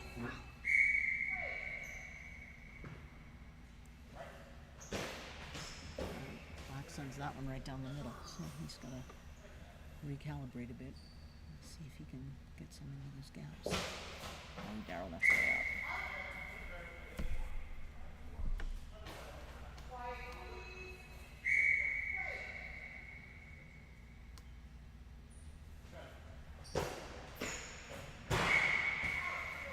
Just a nice little touch there from Purcell. That was a Yeah. good ball by Black. Purcell's going to do that sweep now over to the other side and throw from the left wing area. Oh, boy, Black saved Wow. Puma on that With one. his face. With his face. Oh, that hurts. Referee Timmy Osborne just looking at Black there to see if it's okay. Timeout for the Empire. Face readjustment. Yep. That might pump Black up a little bit. Yeah. Nothing like getting hit in the face to wake you up a little bit. Right. No more sleeping on the court for him. That's for sure. Not that he was sleeping before he was playing. Just trying to well pump today. up Brown as well. Oh, Comes look at over that. the Now we've center. got this. I don't know if this is a permanent switch or is it just for this throw, but Jerome. I think it might just be for the throw. Yeah, but Although, Puma yeah. came way over and back, which makes me think he's going to want to set up there and play defense. And yeah.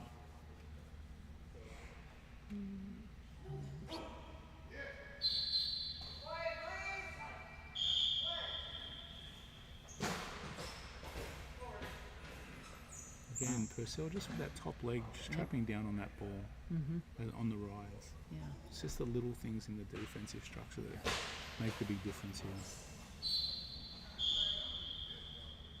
I'm gonna call that 10 seconds. Yep. Yeah, it took a minute. You know, that ball went. Purcell kicked it forward a little bit, and Asiu was not super fast on that chase, and then he walked all the way back to the goal line to set up his throw, and just ended up with a 10-second penalty. That one, we probably earned. Let's go with that. Yeah. So now the penalty. Let's see. Purcell looks like he's going to defend the penalty. And he flicks it out. Yeah, so he came all the way out to the high ball line. He was trying to look at that angle and cut down the angle on that. Did it. And he just got to his chest of the ball and flicked it out. It was a nice play by Nathan Purcell. Yeah.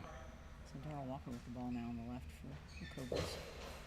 And it's into the gap, but Black has it easily. He'll send it back to the other side to Nathan Purcell, who blocks it out. Again, you see Purcell's top arm just clamped down on that ball. Purcell with the throw now. Spinner it right at the center. And Black tries to get moving quickly. Flicked up. Whoa, I had a little bit The of centre doubled it twice, but the good active defence. Walker. And Puma is right on that angle again on that far side. Yeah. I almost like them to play up a little bit because he kind of leans back. There you go. Right between his feet. Yeah. And so if he was up on that front line, I probably would have got to that ball, but it's meeting him and he's coming back on that angle. He just got caught in the mid-ground there. Good throw by Walker. That was a good throw. So now Puma throws out. 7:23 left. It's 8-3. Cobras. Cobras have a pretty commanding lead here. That's out at the defense line.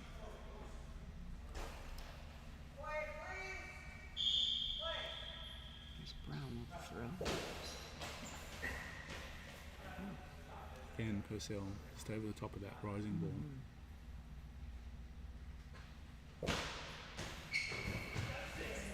And they converged on that one that time. Yeah. So I'm a big fan of the wingers playing up a little bit closer to that centre because then it cuts down that angle of the curve ball. With the quick throw back. Yeah, if you're going to do a quick throw, keep it in bounds. You got to keep it in bounds. So.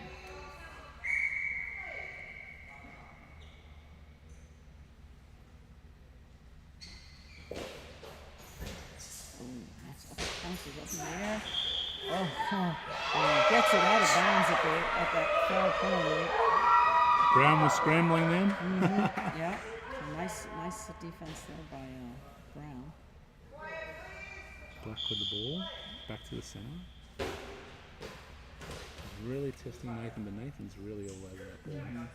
I'd definitely actually try to be throwing more to Darrell in the centre. Yeah. Goes back there again and again, very solid. Here's Darrell with the throw. Brown pushes out. Yep. And that was a good example of Brown hitting the ball rather than letting the ball hit him. Yeah, he was really attacking that ball. Yeah. Brown throws cross court ball, which is out.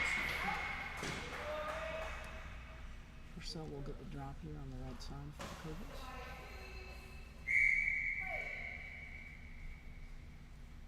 Takes a little step into the gap to throw. And it's short cross that Black's got it pretty handily. Again, that top leg up of Nathan just to kick that ball down, take all that power out of it. He's missed that cross court shot a lot today. He's thrown out maybe 4 or 5 times before the defense line.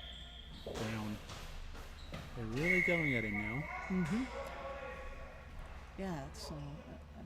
I guess I'm a little surprised because his defense has been quite solid. Yeah, A lot of the ones that have scored on the other side of the court. yeah. But they're scared about that.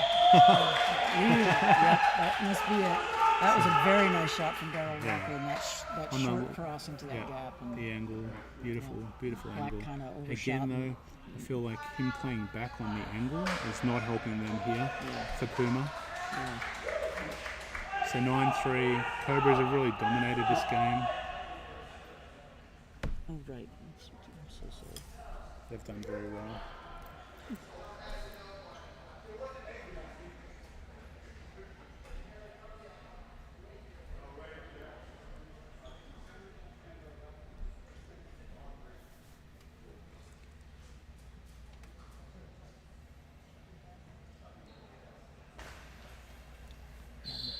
Yeah, Black kind of went over the wrong way, and Puma didn't get over enough, and that one just kind of went between them in the gap. That last goal. So For sure. it looks like they're mopping the floor of all the sweat on Cobra's side of the court. Daryl's been working overtime.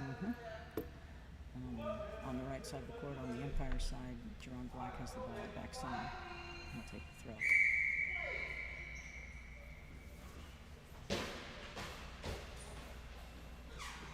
Straight down the middle. Boy, that center is very slow. What's he doing? Yeah, he doesn't get those chases done very efficiently. And he doesn't pass back all that much either. Yeah.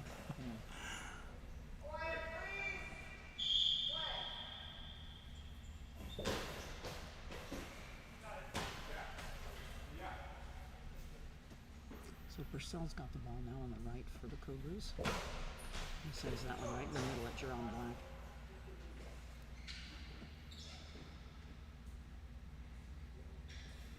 Just under 5 minutes to go.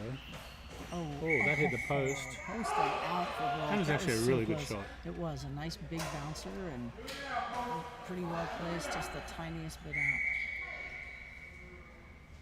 Walker's moving back towards the left with the ball, towards his left wing spot, and he's going to try that cross court again. Somebody needs to tell him that's not working for him today. No, he scored a lot in the gap, not so much on the post. He's thrown a lot of those out of bounds. I think his ball goes kind of up the middle, and oh boy, don't throw that out of bounds before you get a penalty. Oh boy, He's is just right. very lackadaisical about getting that thing out of bounds. He has absolutely zero urgency.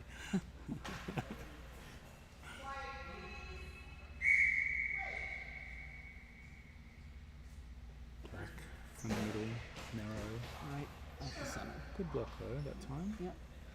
Yeah, it had some bounce to it, so he had to move him. Walker for the left. Nice work by Tasheen Brown to send that one out of bounds. Now he's actually pushing his body into the ball. It's making a big difference. Yes. Just don't know about that long cross-court ball to Purcell. Very low percentage shot. Yeah.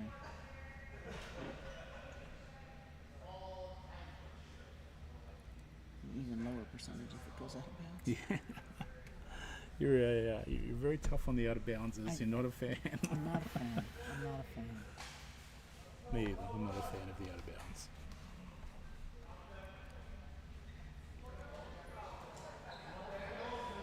Floor wipe going on in front of Nathan Purcell. Darryl comes across in, goes back. Sorry, the centre goes back. Now Purcell around. So, Not good communication there. Puma cross to Walker. locked up.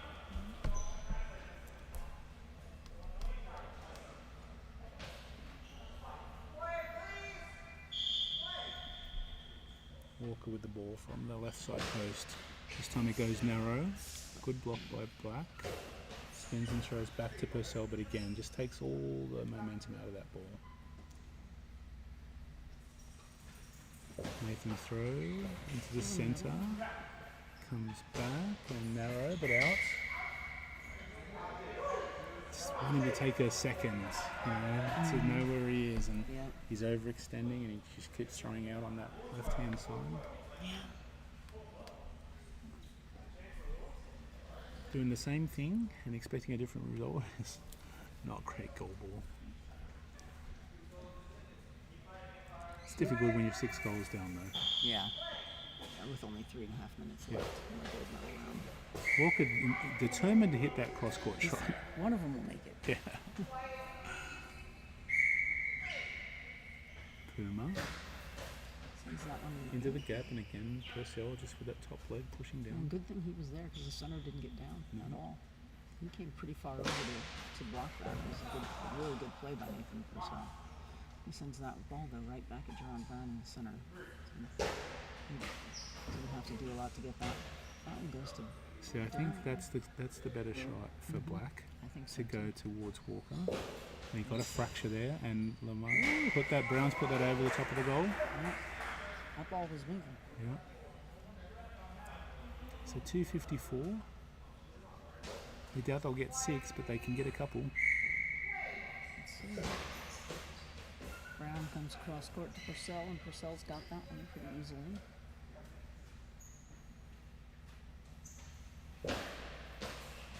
So if there's a defensive player of this tournament, it definitely is Nathan Purcell. He's just been very solid throughout the rounds, and he played a lot of centre as well. Black right on the buzzer there, right on the whistle. Straight to centre though.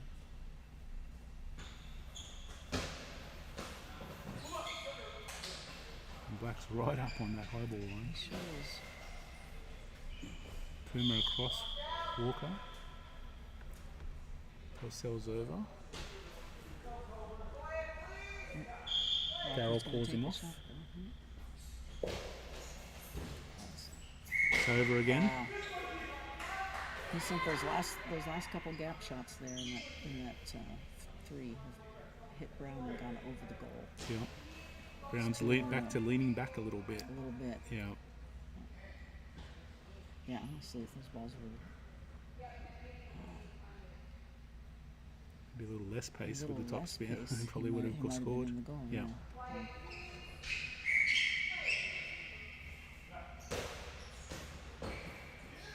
Black's Down the slowing center. down a little bit now. He's worked pretty hard during this game. He's been back at center here for a while too. So. Nice line shot. And Yeah. again over the top. 3 in a 303. row. Yeah.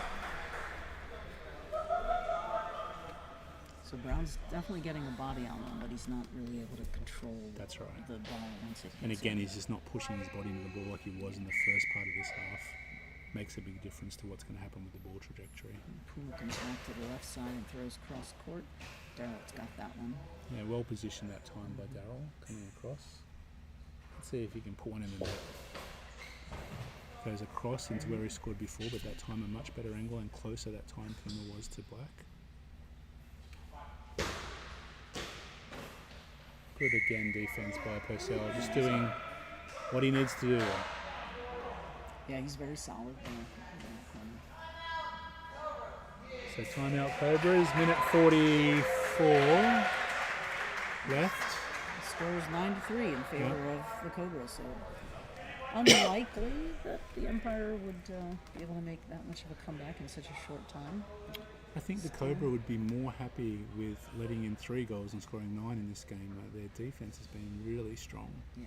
and even only a couple of fractures the whole game. Mm-hmm. So against an offensive player like Black and Brown for that matter, they've played really well. Yeah, their defense, it's that whole they can't win if they can't score. Yeah. So they've really played that out in this game. You can see it. The defense has been very, very strong.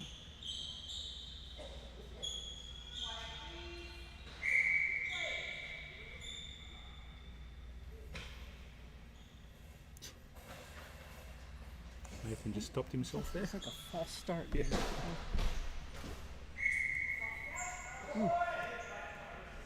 Brown's shot there was in the corner, and Purcell just blocked it out.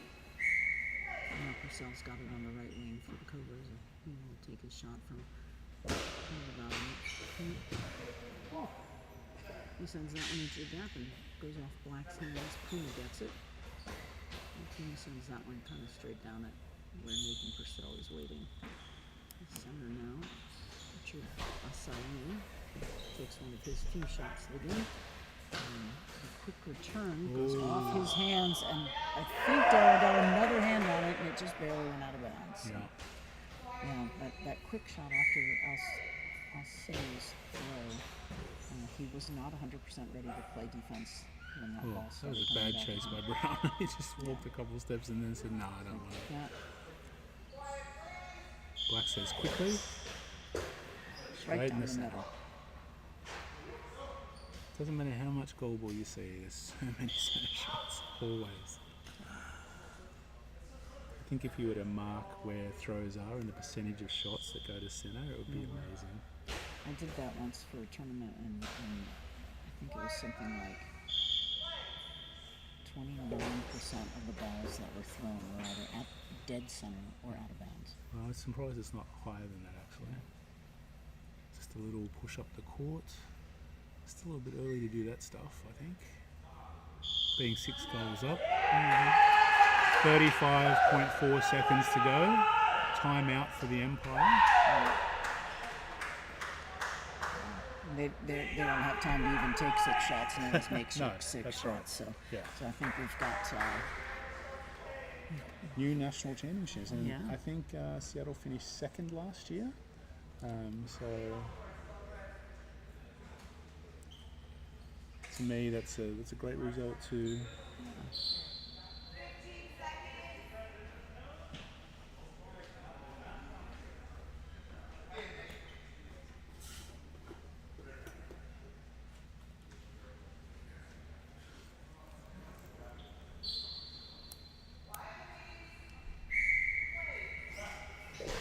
Brown cross to Purcell, and again just takes all the energy out of that ball with the top foot. Yeah. And again, A little dribbler back down. And that's out.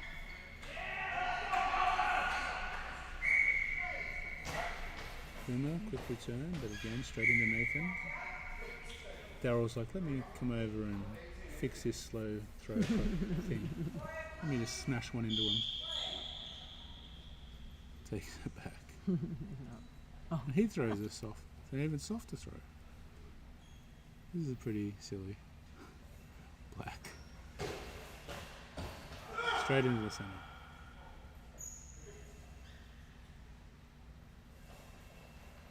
Out. 0.15 of a second to go.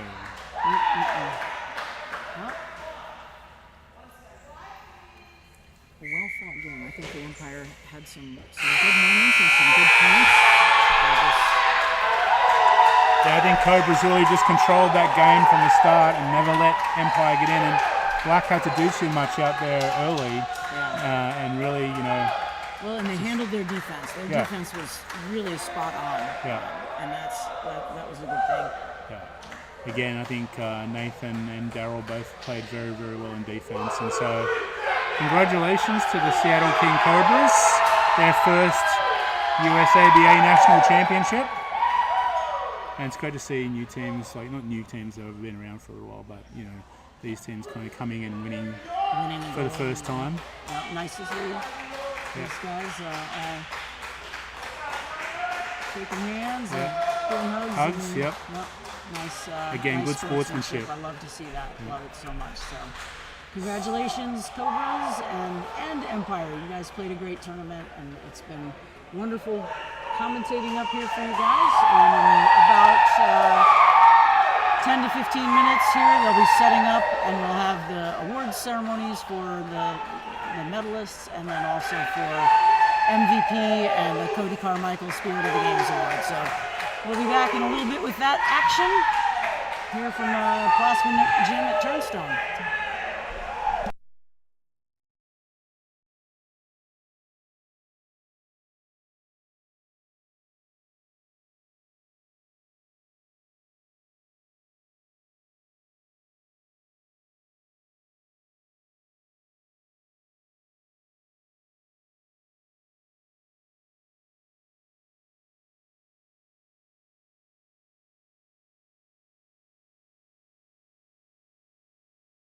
Okay. Now it's on.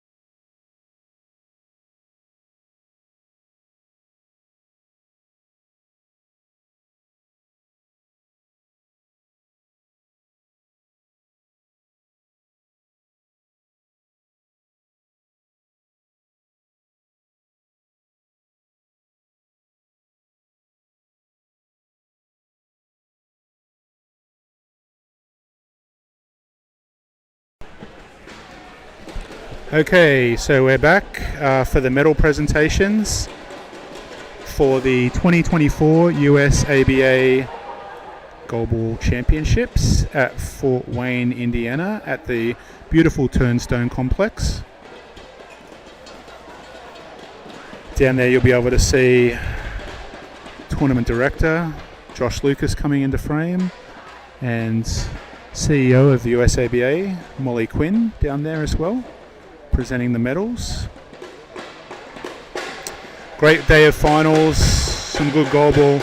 Hope if you were tuning in you really enjoyed it.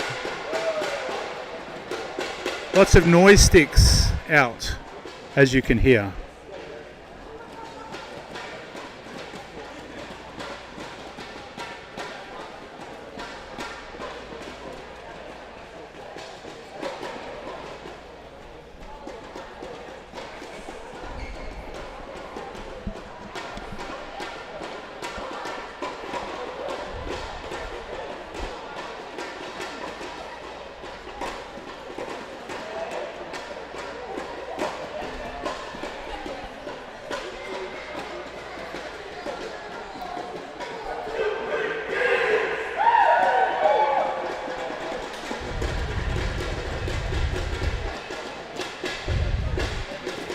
See Jerron Black walking around the back of the stands, a little dejected, but played a really good tournament. Just met a better team on the day. Had to do a lot with his team. Obviously their regular centre, Dev, was out for this tournament, so carried a lot of the load, but should hold his head high. He played really well.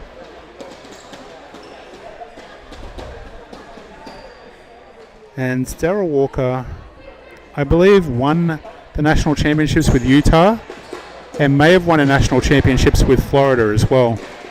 I'll have to get that information later from him, but great for Seattle and great for the West Coast to win. I believe that actually may be the first time a West Coast team has actually won the USABA National Championships. John Mulhern, if you're on, you can correct me. You're the aficionado of who's done what where. But that's a big thing for USA Goalball, for a West Coast team to win the National Championships. So, love to see more West Coast teams and more equality across the United States.